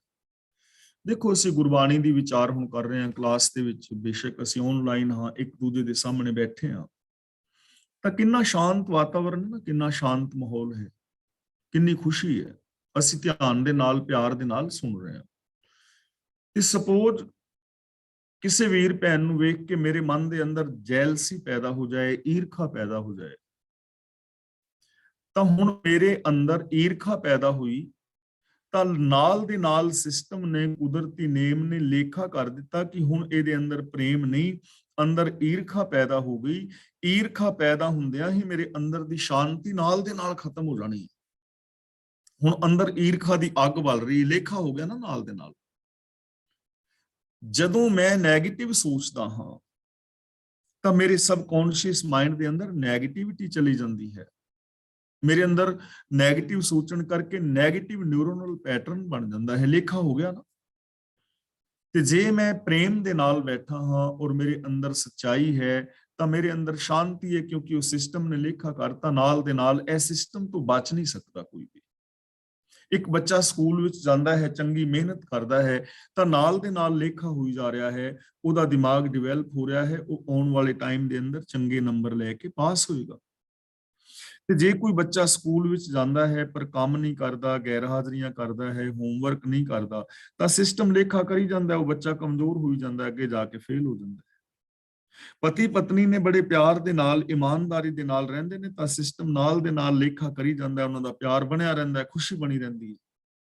ਪਰ ਜੇ ਇੱਕ ਦੂਜੇ ਦੇ ਨਾਲ ਧੋਖਾ ਕਰਦੇ ਨੇ ਜਾਂ ਵਾਦ ਵਿਵਾਦ ਕਰਦੇ ਨੇ, ਤੇ ਨਾਲ ਦੇ ਨਾਲ ਲੇਖਾ ਹੋ ਜਾਂਦਾ, ਘਰ ਦੇ ਵਿੱਚ ਕਲੇਸ਼ ਰਹੀ ਜਾਂਦਾ, ਅੰਦਰ ਇੱਕ ਦੂਜੇ ਵਾਸਤੇ ਵਿਸ਼ਵਾਸ ਨਹੀਂ ਰਹਿੰਦਾ। ਤਾਂ ਸਾਰਿਆਂ ਦਾ ਲੇਖਾ ਹੋ ਰਿਹਾ ਹੈ, ਲੇਖੇ ਤੋਂ ਬਿਨਾ ਕੋਈ ਨਹੀਂ ਬਚ ਸਕਦਾ, ਸਿਸਟਮ ਤੋਂ ਬਚ ਨਹੀਂ ਸਕਦਾ ਕੋਈ ਵੀ। ਹੁਕਮ ਹੈ ਅੰਦਰ ਸਭ ਕੋ, ਬਾਹਰ ਹੁਕਮ ਨਾ ਕੋਏ, ਇਹ ਸਿਸਟਮ ਤੋਂ ਬਾਹਰ ਕੋਈ ਨਹੀਂ ਹੈ। ਇਸੇ ਨੂੰ ਕਹਿੰਦੇ ਨੇ ਸਭਨਾ ਕਾ ਦਰ ਲੇਖਾ ਹੋਏ, ਰੱਬੀ ਦਰ ਤੇ ਸਾਰਿਆਂ ਦਾ ਲੇਖਾ ਹੋ ਰਿਹਾ ਹੈ। ਕਰਨੀ ਬਾਝੋਂ ਤਰੈ ਨਾ ਕੋਏ, ਕਰਨੀ ਦਾ ਮਤਲਬ ਨੇਕ ਅਮਲ, ਸ਼ੁਭ ਆਚਰਣ। ਤਰੈ ਨਾ ਕੋਏ ਦਾ ਮਤਲਬ ਕੋਈ ਵੀ ਵਿਕਾਰਾਂ ਤੋਂ ਪਾਰ ਨਹੀਂ ਲੰਘਿਆ, ਕਦੇ ਕਿਸੇ ਨੂੰ ਮੁਕਤੀ ਨਹੀਂ ਮਿਲੀ, ਕਦੇ ਕਿਸੇ ਨੂੰ ਆਤਮਿਕ ਜੀਵਨ ਨਹੀਂ ਮਿਲਿਆ। ਇਹ ਲੇਖਾ ਹੈ, ਇਹ ਪੈਮਾਨਾ ਹੈ। ਕਿ ਸ਼ੁਭ ਅਮਲਾਂ ਤੋਂ ਬਿਨਾ ਕਿਸੇ ਦਾ ਵੀ ਪਾਰ ਉਤਾਰਾ ਨਹੀਂ ਹੋਇਆ। ਜੇ ਹੋਇਆ ਤੇ ਦੱਸੋ। ਜਿਹੜਾ ਬੰਦਾ ਈਰਖਾ, ਦਵੇਸ਼, ਵੈਰ, ਵਿਰੋਧ ਕਮਾ ਰਿਹਾ ਹੈ, 2 ਨੰਬਰ ਦੇ ਧੰਦੇ ਕਰ ਰਿਹਾ ਹੈ, ਪਾਪ ਕਮਾ ਰਿਹਾ ਹੈ, ਕੀ ਉਹ ਕੋਈ ਰੱਬ ਦੇ ਨਾਲ ਮਿਲਿਆ ਬੰਦਾ? ਅੱਜ ਤੱਕ ਇੱਕ ਵੀ ਮਿਲਿਆ ਹੋਇਆ? ਅੰਦਰੋਂ ਹੋਰ ਤੇ ਬਾਹਰੋਂ ਹੋਰ ਹੋ ਕੇ ਬੰਦਾ ਕਦੇ ਵਿਕਾਰਾਂ ਦੇ ਸਾਗਰ ਤੋਂ ਪਾਰ ਹੋਇਆ ਹੋਏ, ਇੱਕ ਵੀ ਹੋਇਆ ਹੋਏ? ਸਵਾਲ ਹੀ ਪੈਦਾ ਨਹੀਂ ਹੁੰਦਾ। ਤਾਂ ਗੁਰੂ ਜੀ ਕਹਿੰਦੇ ਨੇ ਸ਼ੁਭ ਅਮਲਾਂ ਤੋਂ ਬਿਨਾ, ਸ਼ੁਭ ਕਰਨੀ ਤੋਂ ਬਿਨਾ ਕੋਈ ਵੀ ਵਿਕਾਰਾਂ ਦੇ ਸਾਗਰ ਚੋਂ ਪਾਰ ਨਹੀਂ ਉਤਰਦਾ। ਕਿਸੇ ਦੀ ਵੀ ਸੋਚ ਪਵਿੱਤਰ ਨਹੀਂ ਹੁੰਦੀ। ਬੇਸ਼ੱਕ ਹਿੰਦੂ, ਮੁਸਲਮਾਨ, ਸਿੱਖ, ਈਸਾਈ ਕੋਈ ਵੀ ਹੋਵੇ, ਤਰੇ ਨਾ ਕੋਈ ਵੀ, ਚਾਹੇ ਕੋਈ ਬਾਬਾ ਹੈ, ਕੋਈ ਗ੍ਰਸਤੀ ਹੈ, ਕੋਈ ਸੰਨਿਆਸੀ ਤਿਆਗੀ ਹੈ, ਕੋਈ ਅਮੀਰ ਹੈ, ਕੋਈ ਗਰੀਬ ਹੈ, ਰਾਜਨੀਤਿਕ ਹੈ, ਧਾਰਮਿਕ ਜਾਂ ਆਰਥਿਕ ਸਮਾਜਿਕ ਦੁਨੀਆ ਵਿੱਚ ਜੀ ਰਿਹਾ ਹੈ, ਇਸਤਰੀ ਹੈ, ਪੁਰਸ਼ ਹੈ, ਬੱਚੀ, ਬੱਚਾ, ਜਵਾਨ ਹੈ, ਕੋਈ ਵੀ ਹੈ, ਸ਼ੁਭ ਕਰਨੀ ਤੋਂ ਬਿਨਾ, ਸ਼ੁਭ ਸੋਚ ਤੋਂ ਬਿਨਾ ਕਦੇ ਵੀ ਕੋਈ ਚਿੰਤਾਵਾਂ ਦੇ ਸਾਗਰ ਚੋਂ, ਵਿਕਾਰਾਂ ਦੇ ਸਾਗਰ ਚੋਂ ਪਾਰ ਨਹੀਂ ਹੋਇਆ। ਇਸ ਲਈ ਬਾਹਰੀ ਵਿਖਾਵਿਆਂ ਦੇ ਨਾਲ, ਕੇਵਲ ਧਾਰਮਿਕ ਪਹਿਨਾਵੇ ਪਹਿਨਣ ਦੇ ਨਾਲ, ਫਿਰਕਾ ਪ੍ਰਸਤੀ ਦੇ ਨਾਲ, ਅੰਦਰੋਂ ਹੋਰ ਤੇ ਬਾਹਰੋਂ ਹੋਰ ਤਰ੍ਹਾਂ ਦੀ ਜ਼ਿੰਦਗੀ ਜੀਣ ਦੇ ਨਾਲ ਕਦੇ ਵੀ ਕਿਸੇ ਦਾ ਪਾਰ ਉਤਾਰਾ ਨਹੀਂ ਹੁੰਦਾ। ਔਰ ਇਹ ਲੇਖਾ ਸਾਰਿਆਂ ਦਾ ਹੋ ਰਿਹਾ ਹੈ ਔਰ ਉਸ ਦਾ ਰਿਜ਼ਲਟ ਸਾਡੇ ਸਾਹਮਣੇ ਹੈ। ਲੇਖੇ ਦਾ ਰਿਜ਼ਲਟ ਸਾਡੇ ਸਾਹਮਣੇ ਹੈ। ਕਿਤਨੇ ਧਰਮ ਨੇ ਇਸ ਦੁਨੀਆ ਵਿੱਚ, ਕਿੰਨੇ ਧਰਮਾਂ ਦਾ ਪ੍ਰਚਾਰ ਹੈ, ਲੇਕਿਨ ਤੁਸੀਂ ਵੇਖੋ ਦੁਨੀਆ ਦੇ ਵਿੱਚ ਵਰਤਾਵ ਕੈਸਾ ਹੋ ਰਿਹਾ ਹੈ। ਪਰਿਵਾਰ ਟੁੱਟ ਰਹੇ ਨੇ, ਸਮਾਜ ਬਿਖਰ ਰਿਹਾ ਹੈ, ਮਿੱਤਰਤਾ ਵਿੱਚ ਦਰਾਰਾਂ ਪੈ ਰਹੀਆਂ ਨੇ, ਪਤੀ ਪਤਨੀ ਦੇ ਤਲਾਕ ਹੋ ਰਹੇ ਨੇ, ਆਪਸ ਦੇ ਵਿੱਚ ਦੂਰੀਆਂ ਵੱਧ ਰਹੀਆਂ ਨੇ। ਸਾਹਮਣੇ ਹੈ ਲੇਖਾ ਤੇ ਸਾਡੇ ਸਾਹਮਣੇ। ਔਰ ਐਸਾ ਕਿਉਂ ਹੈ? ਉਹਦਾ ਸਿੱਧਾ ਜਿਹਾ ਕਾਰਨ ਹੈ ਕਿ ਅੰਦਰੋਂ ਬਾਹਰੋਂ ਬੰਦਾ ਇੱਕ ਨਹੀਂ ਹੈ। ਸੱਚੋ ਸੱਚ ਵਖਾਣੈ ਕੋਇ। ਤਾਂ ਗੁਰੂ ਜੀ ਕਹਿੰਦੇ ਨੇ ਜੋ ਮਨੁੱਖ ਇਸ ਜਨਮ ਵਿੱਚ ਸਿਰਫ ਸੱਚ ਹੀ ਸੱਚ ਬੋਲਦਾ ਹੈ, ਸੱਚੋ ਸੱਚ ਵਖਾਣੈ ਕੋਇ, ਜੋ ਸਚਿਆਰਾਂ ਦੇ, ਜੋ ਸੱਚ ਹੀ ਸੱਚ ਬੋਲਦਾ ਹੈ, ਨਾਨਕ ਆਗੇ ਪੁੱਛ ਨਾ ਹੋਏ, ਉਹਦੇ ਤੋਂ ਫਿਰ ਅੱਗੇ ਲੇਖਾ ਨਹੀਂ ਪੁੱਛਿਆ ਜਾਂਦਾ। ਉਹਦਾ ਲੇਖਾ ਜੋਖਾ ਮੁੱਕ ਜਾਂਦਾ ਹੈ। ਸੱਚੋ ਸੱਚ ਵਖਾਣੈ ਕੋਇ, ਜੋ ਕੇਵਲ ਸੱਚ ਬੋਲਦਾ ਹੈ, ਸੱਚ ਸੁਣਦਾ ਹੈ, ਸੱਚ ਕਮਾਉਂਦਾ ਹੈ, ਸੱਚ ਦਾ ਸੰਗ੍ਰਹਿਣ ਕਰਦਾ ਹੈ, ਜੋ ਮਨ ਬਚਨ ਕਰਮ ਕਰਕੇ ਸੱਚ ਦੇ ਨਾਲ ਜੁੜਿਆ ਹੈ, ਜੋ ਸਚਿਆਰ ਹੈ, ਜਿਸ ਦੀ ਭਾਵਨਾ ਸੱਚੀ ਹੈ, ਯਾਨੀ ਜੋ ਪ੍ਰਭੂ ਦੀ ਸਿਫਤ ਸਲਾਹ ਕਰਦਾ ਹੈ, ਰੱਬੀ ਗੁਣਾ ਮੁਤਾਬਕ ਜ਼ਿੰਦਗੀ ਜਿੰਦਾ ਹੈ। ਨਾਨਕ ਅੱਗੇ ਪੁੱਛ ਨਾ ਹੋਏ, ਉਹਦੀ ਅੱਗੇ ਪੁੱਛ ਨਹੀਂ ਹੁੰਦੀ, ਯਾਨੀ ਉਹ ਅੱਗੇ ਆਉਣ ਵਾਲੇ ਸਮੇਂ ਦੇ ਅੰਦਰ ਵਿਕਾਰਾਂ ਦੇ ਅੰਦਰ ਗਰਕ ਨਹੀਂ ਹੁੰਦਾ। ਉਹਦਾ ਲੇਖਾ ਜੋਖਾ ਮੁੱਕ ਜਾਂਦਾ ਹੈ। ਹੁਣ ਜੋ ਸੱਚੀ ਭਾਵਨਾ ਦੇ ਨਾਲ ਸੱਚੀ ਜ਼ਿੰਦਗੀ ਜੀ ਰਿਹਾ ਹੈ, ਉਹਦਾ ਕੀ ਲੇਖਾ ਜੋਖਾ? ਹੁਣ ਜਿੱਥੇ ਮਰਜ਼ੀ ਪਰਖ ਲਓ, ਉਹ ਪੂਰਾ ਉਤਰੇਗਾ। ਜੇ ਉਹ ਕਿਤੇ ਫੇਲ ਵੀ ਹੋਇਆ ਹੈ ਤਾਂ ਜੇ ਉਹ ਸੱਚ ਦਾ ਧਾਰਨੀ ਹੈ ਤਾਂ ਆਪਣੀ ਗਲਤੀ ਮਨਜ਼ੂਰ ਕਰੇਗਾ, ਉਹ ਕਿਸੇ ਤੇ ਦੋਸ਼ ਨਹੀਂ ਦੇਵੇਗਾ। ਉਹਨੂੰ ਪਤਾ ਹੋਏਗਾ ਸੱਚਾਈ ਦਾ ਕਿ ਮੇਰੀ ਇਹ ਕਮੀ ਸੀ ਤਾਂ ਮੈਂ ਫੇਲ ਹੋਇਆ। ਤਾਂ ਜੇਕਰ ਇਸ ਲੇਖੇ ਜੋਖੇ ਤੋਂ ਬਚਣਾ ਹੈ, ਵਿਕਾਰਾਂ, ਪਾਪਾਂ, ਅਪਰਾਧਾਂ ਤੋਂ, ਤਾਂ ਉਹਦੇ ਵਾਸਤੇ ਇੱਕੋ ਹੀ ਗੱਲ ਹੈ, ਸੱਚ ਦੇ ਨਾਲ ਜੁੜਨਾ, ਸਚਿਆਰ ਹੋਣਾ। ਜੋ ਗੁਰੂ ਜੀ ਨੇ ਬਾਣੀ ਦੇ ਵਿੱਚ ਪਹਿਲੀਆਂ ਤੁਕਾਂ ਵਿੱਚ ਸਾਨੂੰ ਦੱਸਿਆ ਹੈ ਕਿ ਸਚਿਆਰਾ ਹੋਈ ਹੈ, ਸਚਿਆਰ ਬਣਨਾ ਹੈ। ਤੇ ਜੇ ਬੰਦਾ ਸਚਿਆਰ ਨਹੀਂ ਹੈ ਤਾਂ ਦੇਖੋ ਕਿੰਨੇ ਫਿਰਕੇ ਗਿਣੇ ਨੇ, ਕਿੰਨੇ ਧਰਮ ਗਿਣੇ ਨੇ, ਕਿੰਨੇ ਧਰਮਾਂ ਦੇ ਲੋਕਾਂ ਦਾ ਨਾਮ ਲਿਆ ਹੈ ਕਿ ਜੇਕਰ ਬੰਦਾ ਧਰਮੀ ਹੈ, ਭਾਵੇਂ ਉਹ ਕਿਸੇ ਵੀ ਧਰਮ ਮਜ਼ਹਬ ਨੂੰ ਮੰਨਣ ਵਾਲਾ ਹੈ, ਪਰ ਜੇ ਉਹਦੇ ਅੰਦਰ ਸੱਚ ਨਹੀਂ, ਜੇ ਉਹ ਸਚਿਆਰ ਨਹੀਂ ਹੈ, ਤਾਂ ਰੱਬ ਦੇ ਦਰ ਤੇ ਪ੍ਰਵਾਨ ਨਹੀਂ ਹੈ। ਬਾਹਰੀ ਵਿਖਾਵੇ ਦੇ ਨਾਲ ਕਦੇ ਵੀ ਪ੍ਰਵਾਨ ਨਹੀਂ ਹੁੰਦਾ। ਪਰ ਬਦਕਿਸਮਤੀ ਦੇ ਨਾਲ ਕਹਿਣਾ ਪੈਂਦਾ ਹੈ ਕਿ ਜੋ ਬਹੁਗਿਣਤੀ ਲੋਕਾਂ ਦੀ ਹੈ, ਉਹਨਾਂ ਨੇ ਸਿਰਫ ਬਾਹਰੀ ਪਹਿਨਾਵੇ ਨੂੰ, ਬਾਹਰੀ ਵਿਖਾਵੇ ਨੂੰ ਪ੍ਰਧਾਨਤਾ ਦਿੱਤੀ ਹੋਈ ਹੈ, ਅੰਦਰ ਦੇ ਬਦਲਣ ਨੂੰ ਨਹੀਂ। ਪੌੜੀ ਹਰ ਕਾ ਮੰਦਰ ਆਖੀਏ ਕਾਇਆ ਕੋਟ ਗੜ। ਗੜ ਦਾ ਮਤਲਬ ਕਿਲਾ। ਸਰੀਰ ਕਾਇਆ ਨੂੰ ਹਰੀ ਦੇ ਰਹਿਣ ਵਾਲਾ ਘਰ ਆਖਣਾ ਚਾਹੀਦਾ, ਸਗੋਂ ਕਿਲਾ ਆਖਣਾ ਚਾਹੀਦਾ। ਕਿਲਾ ਆਖੀ ਦਾ ਮਤਲਬ ਆਖਣਾ ਚਾਹੀਦਾ। ਇਸ ਸਰੀਰ ਨੂੰ ਪ੍ਰਭੂ ਦੇ ਰਹਿਣ ਲਈ ਸੋਹਣਾ ਘਰ ਆਖਣਾ ਚਾਹੀਦਾ ਹੈ, ਕਿਲਾ ਆਖਣਾ ਚਾਹੀਦਾ ਹੈ ਕਿ ਇਹ ਸਰੀਰ ਜਿਹੜਾ ਹੈ ਇਹ ਰੱਬ ਦੇ ਰਹਿਣ ਦਾ ਕਿਲਾ ਹੈ, ਘਰ ਹੈ, ਮਜ਼ਬੂਤ ਅਸਥਾਨ ਹੈ, ਯਾਨੀ ਸੋਹਣਾ ਅਸਥਾਨ ਹੈ, ਰੱਬ ਦੇ ਰਹਿਣ ਦਾ ਘਰ ਹੈ। ਕਿਲਾ ਕਹਿ ਲਓ, ਘਰ ਕਹਿ ਲਓ, ਗੜ ਕਹਿ ਲਓ। ਇਸ ਲਈ ਗੁਰੂ ਜੀ ਸਾਨੂੰ ਸਮਝਾ ਰਹੇ ਨੇ ਕਿ ਇਹ ਜਿਹੜਾ ਹਰ ਕਾ ਮੰਦਰ ਆਖੀ ਹੈ, ਇਹ ਸਰੀਰ ਨੂੰ ਪ੍ਰਭੂ ਦੇ ਰਹਿਣ ਲਈ ਸੋਹਣਾ ਮੰਦਰ ਆਖਣਾ ਚਾਹੀਦਾ ਹੈ, ਕਿਲਾ ਆਖਣਾ ਚਾਹੀਦਾ ਹੈ, ਘਰ ਆਖਣਾ ਚਾਹੀਦਾ ਹੈ। ਮਤਲਬ ਕਿ ਸਰੀਰ ਰੱਬ ਦੇ ਰਹਿਣ ਦਾ ਥਾਂ ਹੈ। ਰੱਬ ਬਾਹਰ ਨਹੀਂ ਹੈ, ਰੱਬ ਤੁਹਾਡੇ ਸਾਰਿਆਂ ਦੇ ਅੰਦਰ ਹੈ, ਮੇਰੇ ਅੰਦਰ ਹੈ, ਤੁਹਾਡੇ ਅੰਦਰ ਹੈ, ਤੇ ਹੈ ਗੁਣਾਂ ਦੇ ਰੂਪ ਵਿੱਚ। ਗੁਣ ਨਿਧਾਨ ਭਗਤਨ ਕੋ ਬਰਤਨ ਬਿਰਲਾ ਪਾਵੇ ਕੋਈ। ਇੱਕ ਹੀ ਪਰਮ ਸੱਤਿਆ ਹੈ ਜਿਸ ਕਰਕੇ ਸਾਰਾ ਸੰਸਾਰ ਚੱਲ ਰਿਹਾ ਹੈ। ਔਰ ਹਰ ਇਨਸਾਨ ਦੇ ਅੰਦਰ ਸਤ, ਸੰਤੋਖ, ਦਇਆ, ਧਰਮ, ਧੀਰਜ, ਗਿਆਨ, ਵਿਰਾਗ, ਨਿਮਾਨਤਾ, ਸੇਵਾ, ਸਿਮਰਨ, ਪ੍ਰੇਮ, ਕੁਰਬਾਨੀ ਦੇ ਸ਼ੁਭ ਜਜ਼ਬੇ ਮੌਜੂਦ ਨੇ। ਹਰ ਇੱਕ ਦੇ ਅੰਦਰ ਇਨਸਾਨੀਅਤ ਮੌਜੂਦ ਹੈ। ਇੱਕ ਵੀ ਬੰਦਾ ਨਹੀਂ ਜਿਹਦੇ ਵਿੱਚ ਨਾ ਹੋਵੇ। ਹਾਂ, ਇਹ ਗੱਲ ਵੱਖਰੀ ਹੈ ਕਿ ਉਹਨਾਂ ਨੂੰ ਅੰਦਰੋਂ ਕੋਈ ਪਛਾਣਦਾ ਹੈ, ਇਹਨਾਂ ਗੁਣਾਂ ਤੇ ਅਮਲ ਕਰਦਾ ਹੈ ਜਾਂ ਨਹੀਂ ਕਰਦਾ, ਇਹ ਤਾਂ ਅਗਲੀ ਗੱਲ ਹੈ। ਅੰਦਰ ਲਾਲ ਜਵੇਹਰੀ ਗੁਰਮੁਖ ਹਰ ਨਾਮ ਪੜ। ਜਵੇਹਰੀ ਦਾ ਮਤਲਬ ਜਵਾਹਰਾਤ, ਹੀਰੇ। ਗੁਰਮੁਖ ਹਰ ਨਾਮ ਪੜ, ਪੜ ਦਾ ਮਤਲਬ ਪੜਨਾ, ਜਾਣਨਾ, ਸਮਝਣਾ। ਜੇ ਗੁਰੂ ਦੇ ਹੁਕਮ ਵਿੱਚ ਤੁਰ ਕੇ, ਨਾਮ ਪੜ ਦਾ ਮਤਲਬ ਰੱਬ ਦੇ ਹੁਕਮ ਨੂੰ ਸਮਝੋਗੇ, ਪੜੋਗੇ, ਜਾਣੋਗੇ, ਤਾਂ ਅੰਦਰ ਲਾਲ ਜਵੇਹਰੀ ਦਾ ਮਤਲਬ ਤੁਹਾਡੇ ਅੰਦਰ ਹੀ ਲਾਲ ਨੇ, ਜਵਾਹਰਾਤ ਨੇ, ਤੁਹਾਨੂੰ ਅੰਦਰੋਂ ਮਿਲ ਜਾਣਗੇ। ਜੇ ਗੁਰੂ ਦੇ ਦੱਸੇ ਰਾਹ ਤੇ ਚੱਲ ਕੇ ਨਾਮ ਪੜ ਦਾ ਮਤਲਬ ਰੱਬੀ ਸਿਫਤ ਸਲਾਹ ਕਰੋਗੇ, ਰੱਬੀ ਹੁਕਮ ਨੂੰ ਸਮਝੋਗੇ, ਤਾਂ ਅੰਦਰ ਲਾਲ ਜਵੇਹਰੀ, ਤੁਹਾਡੇ ਅੰਦਰ ਹੀ ਲਾਲ ਔਰ ਜਵੇਹਰ ਨੇ, ਉਹਨਾਂ ਦੇ ਖਜ਼ਾਨੇ ਤੁਸੀਂ ਪਾ ਲੋਗੇ।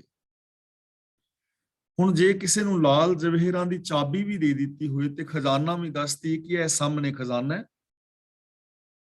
ਇਹ ਫੜ ਲਾਲ ਜਵਾਹਰਾਂ ਦੀ ਚਾਬੀ, ਇੱਥੇ ਸੋਨਾ ਚਾਂਦੀ ਹੀਰੇ ਜਵਾਹਰਾਤ ਵਾਧੂ ਨੇ, ਇਹ ਤੂੰ ਖਰਚ ਖਾ, ਇਹ ਸਾਰਾ ਖਜ਼ਾਨਾ ਤੇਰਾ ਹੋਇਆ। ਕਿਸੇ ਕੋਲ ਚਾਬੀ ਵੀ ਹੋਵੇ ਲਾਲ ਜਵਾਹਰਾਤਾਂ ਦੀ, ਖਜ਼ਾਨਾ ਉਹਨੂੰ ਸੌਂਪ ਦਿੱਤਾ ਜਾਏ, ਦੱਸ ਦਿੱਤਾ ਜਾਏ ਕਿ ਇਹ ਖਜ਼ਾਨਾ ਹੈ, ਇਹ ਚਾਬੀ ਹੈ, ਐਵੇਂ ਜੰਦਰੇ ਨੂੰ ਖੋਲ ਕੇ ਤੇ ਵਰਤ, ਤੇ ਬੰਦਾ ਖਜ਼ਾਨੇ ਦੀ ਚਾਬੀ ਜੇਬ ਵਿੱਚ ਪਾ ਕੇ ਤੇ ਭਿਖਾਰੀਆਂ ਦੀ ਤਰ੍ਹਾਂ ਦਰ-ਦਰ ਤੇ ਮੰਗਦਾ ਫਿਰੇ, ਫਿਰ ਇਹ ਤਾਂ ਉਸ ਬੰਦੇ ਦੀ ਬਦਕਿਸਮਤੀ ਹੈ ਨਾ। ਹੁਣ ਗੁਰੂ ਜੀ ਸਾਨੂੰ ਬਾਣੀ ਰਾਹੀਂ ਰੋਜ਼ ਸਮਝਾ ਰਹੇ ਨੇ ਕਿ ਪਿਆਰਿਓ, ਤੁਹਾਡੇ ਅੰਦਰ ਸ਼ੁਭ ਗੁਣ ਮੌਜੂਦ ਨੇ, ਉਹਨਾਂ ਨੂੰ ਯੂਜ਼ ਕਰੋ, ਗਿਆਨ ਦੀ ਵਰਤੋਂ ਕਰੋ, ਮਨ ਬਚਨ ਕਰਮ ਕਰਕੇ ਸੱਚੇ ਹੋਵੋ, ਤੇ ਸੁੱਖਾਂ ਦੇ ਖਜ਼ਾਨੇ ਤੁਹਾਡੇ ਅੰਦਰ ਭਰੇ ਪਏ ਨੇ, ਉਹਨਾਂ ਨੂੰ ਮਾਣੋ, ਉਹਨਾਂ ਨੂੰ ਵਰਤੋ। ਤੇ ਜੇ ਬੰਦਾ ਫਿਰ ਵੀ ਕਹੇ ਨਾ ਮੈਂ ਤਾਂ ਅੰਦਰਲੇ ਗੁਣਾਂ ਨੂੰ ਨਹੀਂ ਵਰਤਣਾ, ਮੈਂ ਤੇ ਦਸਮ ਦੁਆਰ ਵਿੱਚ ਪ੍ਰਾਣ ਚੜਾਣੇ ਨੇ, ਉੱਥੋਂ ਕੱਢਣਾ ਮੈਂ ਕੁਛ ਨਾ ਕੁਛ, ਤਾਂ ਫਿਰ ਇਹਦੇ ਵਿੱਚ ਹੁਣ ਗੁਰੂ ਦਾ ਕੀ ਗੁਨਾਹ ਹੈ? ਗੁਰੂ ਦੱਸੇ ਵੀ ਸੱਜਣਾ ਤੇਰੇ ਅੰਦਰ ਸ਼ੁਭ ਗੁਣ ਨੇ, ਉਹਨਾਂ ਨੂੰ ਡਾਇਰੈਕਟ ਵਰਤ, ਅੰਦਰਲੀ ਸੋਚ ਨੂੰ ਪਵਿੱਤਰ ਕਰ। ਤੇ ਬੰਦਾ ਕਵੇ ਕਿ ਨਾ ਨਾ ਗੁਰੂ ਜੀ ਤੁਹਾਨੂੰ ਨਹੀਂ ਪਤਾ, ਮੈਂ ਤਾਂ ਤੀਰਥਾਂ ਤੇ ਨਹਾ ਕੇ ਦੇ ਟੁੱਬੀਆਂ ਤੇ ਟੁੱਬੀਆਂ ਲਾ ਲਾ ਕੇ ਤੇ ਮੈਂ ਰੱਬ ਨੂੰ ਥੱਲੇ ਲਾ ਲੈਣਾ, ਤਾਂ ਇਹਦੇ ਵਿੱਚ ਹੁਣ ਗੁਰੂ ਦਾ ਦੋਸ਼ ਤੇ ਨਹੀਂ ਨਾ ਹੈ। ਗੁਰੂ ਜੀ ਕਹਿਣ ਵੀ ਬਾਣੀ ਪੜ੍ਹ ਕੇ ਉੱਤੇ ਅਮਲ ਕਰ, ਤੇ ਬੰਦਾ ਕਹੇ ਨਾ ਮੈਂ ਤੇ ਪੜ੍ਹ ਕੇ ਹੀ ਪਾਰ ਤਾਰਾ ਕਰ ਲੈਣਾ। ਗੁਰੂ ਜੀ ਕਹਿੰਦੇ ਰਹਿਣ ਫਿਰ ਪੜ੍ਹ ਗੱਡੀ ਲੱਦੀਆਂ, ਪੜ੍ਹ ਭਰੀਆਂ ਸਾਹ, ਲੋੜ ਹੈ ਨਾ। ਤਾਂ ਅੰਦਰ ਲਾਲ ਜਵੇਹਰੀ ਗੁਰਮੁਖ ਹਰ ਨਾਮ ਪੜ। ਗੁਰੂ ਜੀ ਕਹਿੰਦੇ ਨੇ ਗੁਰੂ ਦੇ ਦੱਸੇ ਰਾਹ ਤੇ ਚੱਲ ਕੇ ਜੇ ਨਾਮ ਯਾਨੀ ਰੱਬੀ ਹੁਕਮ ਨੂੰ ਸਮਝੋਗੇ, ਰੱਬੀ ਸਿਫਤ ਸਲਾਹ ਕਰੋਗੇ, ਤਾਂ ਤੁਹਾਡੇ ਅੰਦਰ ਹੀ ਗੁਣਾਂ ਦੇ ਖਜ਼ਾਨੇ ਨੇ, ਲਾਲ ਜਵੇਹਰ ਨੇ, ਕੀਮਤੀ ਗੁਣ ਨੇ। ਹਰ ਕਾ ਮੰਦਰ ਸ਼ਰੀਰ ਅਤ ਸੋਹਣਾ, ਹਰ ਹਰ ਨਾਮ ਦਿੜ।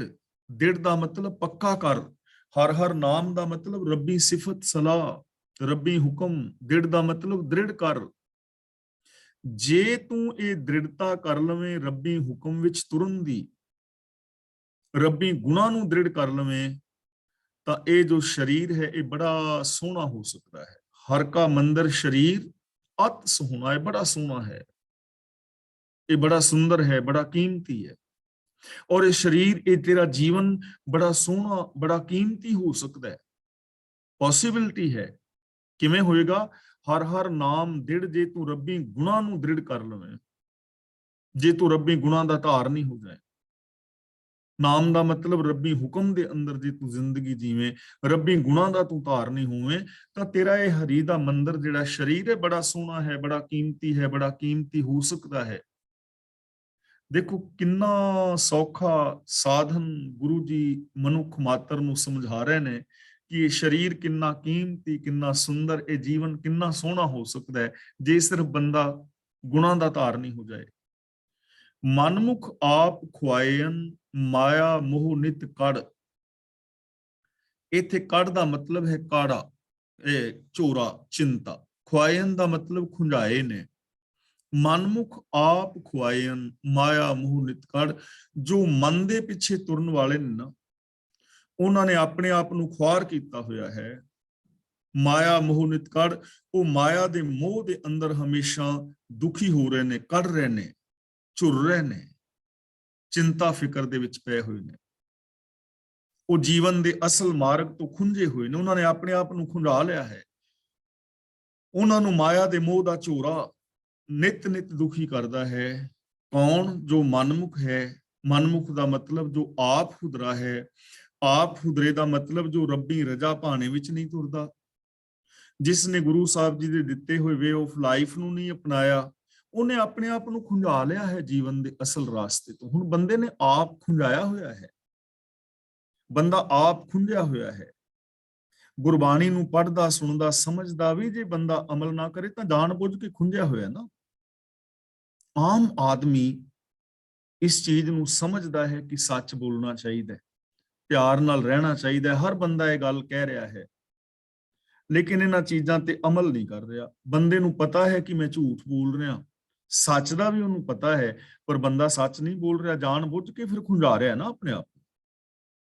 ਤਾਂ ਗੁਰੂ ਜੀ ਕਹਿੰਦੇ ਨੇ ਜੋ ਆਪ ਹੁਦਰੇ ਮਨੁੱਖ ਨੇ, ਉਹਨਾਂ ਨੇ ਆਪਣਾ ਆਪ ਖੁਆਰ ਕੀਤਾ ਹੈ, ਖੁੰਝਾਇਆ ਹੈ ਆਪਣੇ ਆਪ ਨੂੰ, ਕਿਉਂਕਿ ਉਹਨਾਂ ਨੂੰ ਮਾਇਆ ਦਾ ਜੋ ਮੋਹ ਹੈ ਉਹ ਨਿਤ ਹੀ ਝੋਰਾ ਉਹਨਾਂ ਨੂੰ ਦੁਖੀ ਕਰ ਰਿਹਾ ਹੈ। ਤੇ ਮਾਇਆ ਦਾ ਮਤਲਬ ਪੈਸਾ ਨਹੀਂ ਹੈ। ਮਾਇਆ ਨੂੰ ਆਪ ਚੰਗੀ ਤਰ੍ਹਾਂ ਸਮਝਦੇ ਹੋ, ਉਹ ਸੋਚ ਜੋ ਸਾਨੂੰ ਪ੍ਰਭੂ ਨਾਲੋਂ ਤੋੜਦੀ ਹੈ, ਰੱਬੀ ਗੁਣਾਂ ਨਾਲੋਂ ਤੋੜਦੀ ਹੈ, ਜੋ ਸਾਡੇ ਅੰਦਰ ਸੈਲਫਿਸ਼ਨੈਸ ਪੈਦਾ ਕਰਦੀ ਹੈ। ਸਭਨਾ ਸਾਹਿਬ ਏਕ ਹੈ, ਪੂਰੇ ਭਾਗ ਪਾਇਆ ਜਾਈ। ਸਭਨਾ ਸਾਹਿਬ ਏਕ ਹੈ, ਜੋ ਸ਼ਲੋਕ ਦੇ ਵਿੱਚ ਸਾਰੇ ਗਿਣੇ ਨੇ ਨਾ, ਚਾਹੇ ਉਹ ਜੋਗੀ ਹੈ, ਜੰਗਮ ਹੈ, ਮੁੱਲਾ ਹੈ, ਕਾਜ਼ੀ ਹੈ, ਹਿੰਦੂ ਹੈ ਜਾਂ ਸਿੱਖ ਹੈ ਜਾਂ ਕੋਈ ਹੋਰ ਕਿਸੇ ਵੀ ਧਰਮ ਮਜ਼ਹਬ ਨੂੰ ਮੰਨਣ ਵਾਲਾ ਇਸਤਰੀ ਪੁਰਸ਼ ਕੋਈ ਵੀ ਹੈ, ਜਿਹੜੇ ਵੀ ਵਿਕਾਰੀ ਨੇ, ਪਾਪੀ ਨੇ, ਅਪਰਾਧੀ ਨੇ, ਚੰਗੇ ਨੇ, ਭਲੇ ਨੇ, ਬੁਰੇ ਨੇ, ਸਾਰਿਆਂ ਦਾ ਸਾਹਿਬ ਇੱਕੋ ਹੀ ਹੈ। ਸਾਹਿਬ ਇੱਕੋ ਹੀ ਹੈ, ਇੱਕ ਹੀ ਫੈਲਿਆ ਹੋਇਆ ਹੈ, ਇੱਕ ਹੀ ਸਾਰਿਆਂ ਦੇ ਅੰਦਰ ਸਮਾਇਆ ਹੋਇਆ ਹੈ। ਪੂਰੇ ਭਾਗ ਪਾਇਆ ਜਾਈ। ਇੱਥੇ ਭਾਗ ਦਾ ਮਤਲਬ ਹੈ ਉਦਮ, ਪੂਰੇ ਉਦਮ ਦੇ ਨਾਲ ਮਿਲਦਾ ਹੈ। ਜੇ ਉਦਮ ਕਰਾਂਗੇ ਤੇ ਤਾਂ ਹੈ, ਤੇ ਜੇ ਗੁਰੂ ਦੇ ਦੱਸੇ ਰਾਹ ਤੇ ਤੁਰਨ ਦਾ ਕੋਈ ਉਦਮ ਹੀ ਨਾ ਕਰੇ, ਉਦਮ ਬੰਦਾ ਕਰ ਰਿਹਾ ਹੈ ਕ੍ਰੋਧ ਲਈ, ਲੋਭ ਲਈ, ਹੰਕਾਰ ਲਈ, ਈਰਖਾ ਦਵੇਸ਼ ਵਾਸਤੇ, ਇਹਨਾਂ ਕਰਮ ਕੰਡਾਂ ਵਾਸਤੇ ਬੰਦਾ ਉਦਮ ਕਰ ਰਿਹਾ ਹੈ ਨਾ, ਤੀਰਥਾਂ ਤੇ ਜਾਣ ਲਈ, ਦੂਜੇ ਪਾਸੇ ਕਿੰਨੇ ਉਦਮ ਕਰ ਰਿਹਾ ਹੈ। ਤੇ ਜੇ ਥੋੜਾ ਜਿਹਾ ਉਦਮ ਇਹ ਸੱਚ ਬੋਲਣ ਦਾ ਕਰ ਲਵੇ ਤਾਂ ਜ਼ਿੰਦਗੀ ਸਫਲ ਹੋ ਜਾਏਗੀ। ਉਦਮ ਕਰੇਂਦਿਆਂ ਜੀਓ ਤੂੰ, ਕਮਾਵੰਦਿਆਂ ਸੁਖ ਹੁੰਜ, ਧਿਆਏਂਦਿਆਂ ਤੂੰ ਪ੍ਰਭੂ ਮਿਲ, ਨਾਨਕ ਉਤਰੀ ਚਿੰਤ। ਤੇ ਜਿਹੜਾ ਉਦਮ ਕਰਕੇ ਪ੍ਰਭੂ ਨੂੰ ਪਾ ਲਵੇਗਾ, ਫਿਰ ਉਹ ਵੱਡੇ ਭਾਗਾਂ ਵਾਲਾ ਹੋ ਜਾਏਗਾ। ਉਹਨੂੰ ਫਿਰ ਅਸੀਂ ਕਹਿੰਦੇ ਆ ਫਲਾਂ ਬੰਦਾ ਖੁਸ਼ਕਿਸਮਤ ਹੈ। ਇੱਕ ਬੱਚਾ ਰਾਤ ਦੇ 2-2 ਵਜੇ ਤੱਕ ਜਾਗਿਆ, ਰਾਤਾਂ ਨੂੰ ਸੁੱਤਾ ਨਹੀਂ। ਜਦੋਂ ਬਾਕੀ ਬੱਚੇ ਟੀਵੀ ਦੇਖਦੇ ਸਨ, ਫੇਸਬੁੱਕ, ਵਟਸਐਪ ਤੇ ਲੱਗੇ ਰਹਿੰਦੇ ਸਨ, ਉਦੋਂ ਬੱਚਾ ਰਾਤਾਂ ਨੂੰ ਜਾਗ ਜਾਗ ਕੇ ਪੜ੍ਹਦਾ ਸੀ ਤੇ ਉਹ ਡਾਕਟਰ ਬਣ ਗਿਆ। ਤੇ ਲੋਕਾਂ ਨੇ ਕਿਹਾ ਕਿਸਮਤ ਵਾਲਾ ਹੈ, ਇਹਦੀ ਕਿਸਮਤ ਬੜੀ ਚੰਗੀ। ਪਹਾੜ ਦੇ ਉੱਤੇ ਇੱਕ ਬੰਦਾ ਚੜਿਆ ਹੈ, ਚੋਟੀ ਦੇ ਉੱਤੇ, ਲੋਕ ਕਹਿੰਦੇ ਨੇ ਬਹੁਤ ਭਾਗਾਂ ਵਾਲਾ ਹੈ। ਉਹ ਚੋਟੀ ਤੇ ਚੜਿਆ ਦਿਸ ਰਿਹਾ ਹੈ, ਪਰ ਉਹਦੇ ਪੈਰਾਂ ਦੇ ਛਾਲੇ ਨਹੀਂ ਕਿਸੇ ਨੂੰ ਦਿਸਦੇ। ਉਹਦੇ ਪੈਰਾਂ ਵਿੱਚ ਛਾਲੇ ਨੇ, ਉਹਨੇ ਬੜੇ ਕੰਡੇ, ਬੜੇ ਪੱਥਰ ਆਪਣੇ ਪੈਰਾਂ ਵਿੱਚ ਛੁਪੋਏ ਨੇ, ਬਹੁਤ ਯਤਨ ਕੀਤਾ ਹੈ ਤਾਂ ਉੱਥੇ ਪਹੁੰਚਿਆ। ਲੋਕ ਕਹਿੰਦੇ ਭਾਗਾਂ ਵਾਲਾ ਹੈ। ਉਸਨੇ ਆਪਣੇ ਰਾਤਾਂ ਦੀ ਨੀਂਦ ਉਡਾਈ, ਉਸਨੇ ਮਿਹਨਤ ਕੀਤੀ, ਤੇ ਜਦੋਂ ਮੁਰਾਤਬੇ ਤੇ ਪਹੁੰਚਿਆ ਲੋਕਾਂ ਨੇ ਕਿਹਾ ਭਾਗਾਂ ਵਾਲਾ ਹੈ। ਇਸ ਲਈ ਜਿਹੜਾ ਉਦਮ ਕਰਦਾ ਹੈ ਔਰ ਉਦਮ ਕਰਕੇ ਕਿਸੇ ਚੀਜ਼ ਨੂੰ ਪਾ ਲੈਂਦਾ ਹੈ, ਲੋਕਾਂ ਦੀਆਂ ਨਜ਼ਰਾਂ ਵਿੱਚ ਭਾਗਾਂ ਵਾਲਾ ਬਣ ਜਾਂਦਾ ਹੈ, ਵੱਡਾ ਬਣ ਜਾਂਦਾ ਹੈ। ਤਾਂ ਗੁਰੂ ਪਾਤਸ਼ਾਹ ਜੀ ਰਹਿਮਤ ਔਰ ਬਖਸ਼ਿਸ਼ ਕਰਨ ਕਿ ਅਸੀਂ ਗੁਰੂ ਪਾਤਸ਼ਾਹ ਜੀ ਦੀ ਪਾਵਨ ਬਾਣੀ ਨੂੰ ਪੜ੍ਹੀਏ, ਸੁਣੀਏ, ਸਮਝੀਏ ਔਰ ਗੁਰਬਾਣੀ ਅਨੁਸਾਰ ਜ਼ਿੰਦਗੀ ਜੀ ਕੇ ਆਪਣੇ ਜੀਵਨ ਨੂੰ ਸਫਲ ਔਰ ਸੁਚੱਜਾ ਕਰਨ ਦਾ ਯਤਨ ਕਰੀਏ। ਤਾਂ ਅੱਜ ਦੀ ਜੋ ਵਿਚਾਰ ਹੈ ਇੱਥੇ ਸਮਾਪਤ ਕਰਦੇ ਹਾਂ ਜੀ। ਅੱਜ ਦੀ ਇਸ ਵਿਚਾਰ ਵਿੱਚ ਜੇ ਕਿਸੇ ਵੀਰ ਭੈਣ ਦਾ ਕੋਈ ਛੋਟਾ ਮੋਟਾ ਸਵਾਲ ਹੈ ਤਾਂ ਆਪ ਉਹ ਸਵਾਲ ਕਰ ਸਕਦੇ ਹੋ, ਔਰ ਜੇ ਕਿਸੇ ਵੀਰ ਭੈਣ ਨੇ ਆਪਣੇ ਕੋਈ ਵਿਚਾਰ ਦੇਣੇ ਨੇ ਤਾਂ ਉਹ ਅਨਮਿਊਟ ਹੋ ਕੇ ਆਪਣੇ ਵਿਚਾਰ ਦੇ ਸਕਦੇ ਹੋ। ਕਲਾਸ ਦੀ ਅਗਲੀ ਕਾਰਵਾਈ ਵੀਰ ਤਰਲੋਚਨ ਸਿੰਘ ਜੀ ਕਰ ਰਹੇ ਨੇ। ਵਾਹਿਗੁਰੂ ਜੀ ਕਾ ਖਾਲਸਾ, ਵਾਹਿਗੁਰੂ ਜੀ ਕੀ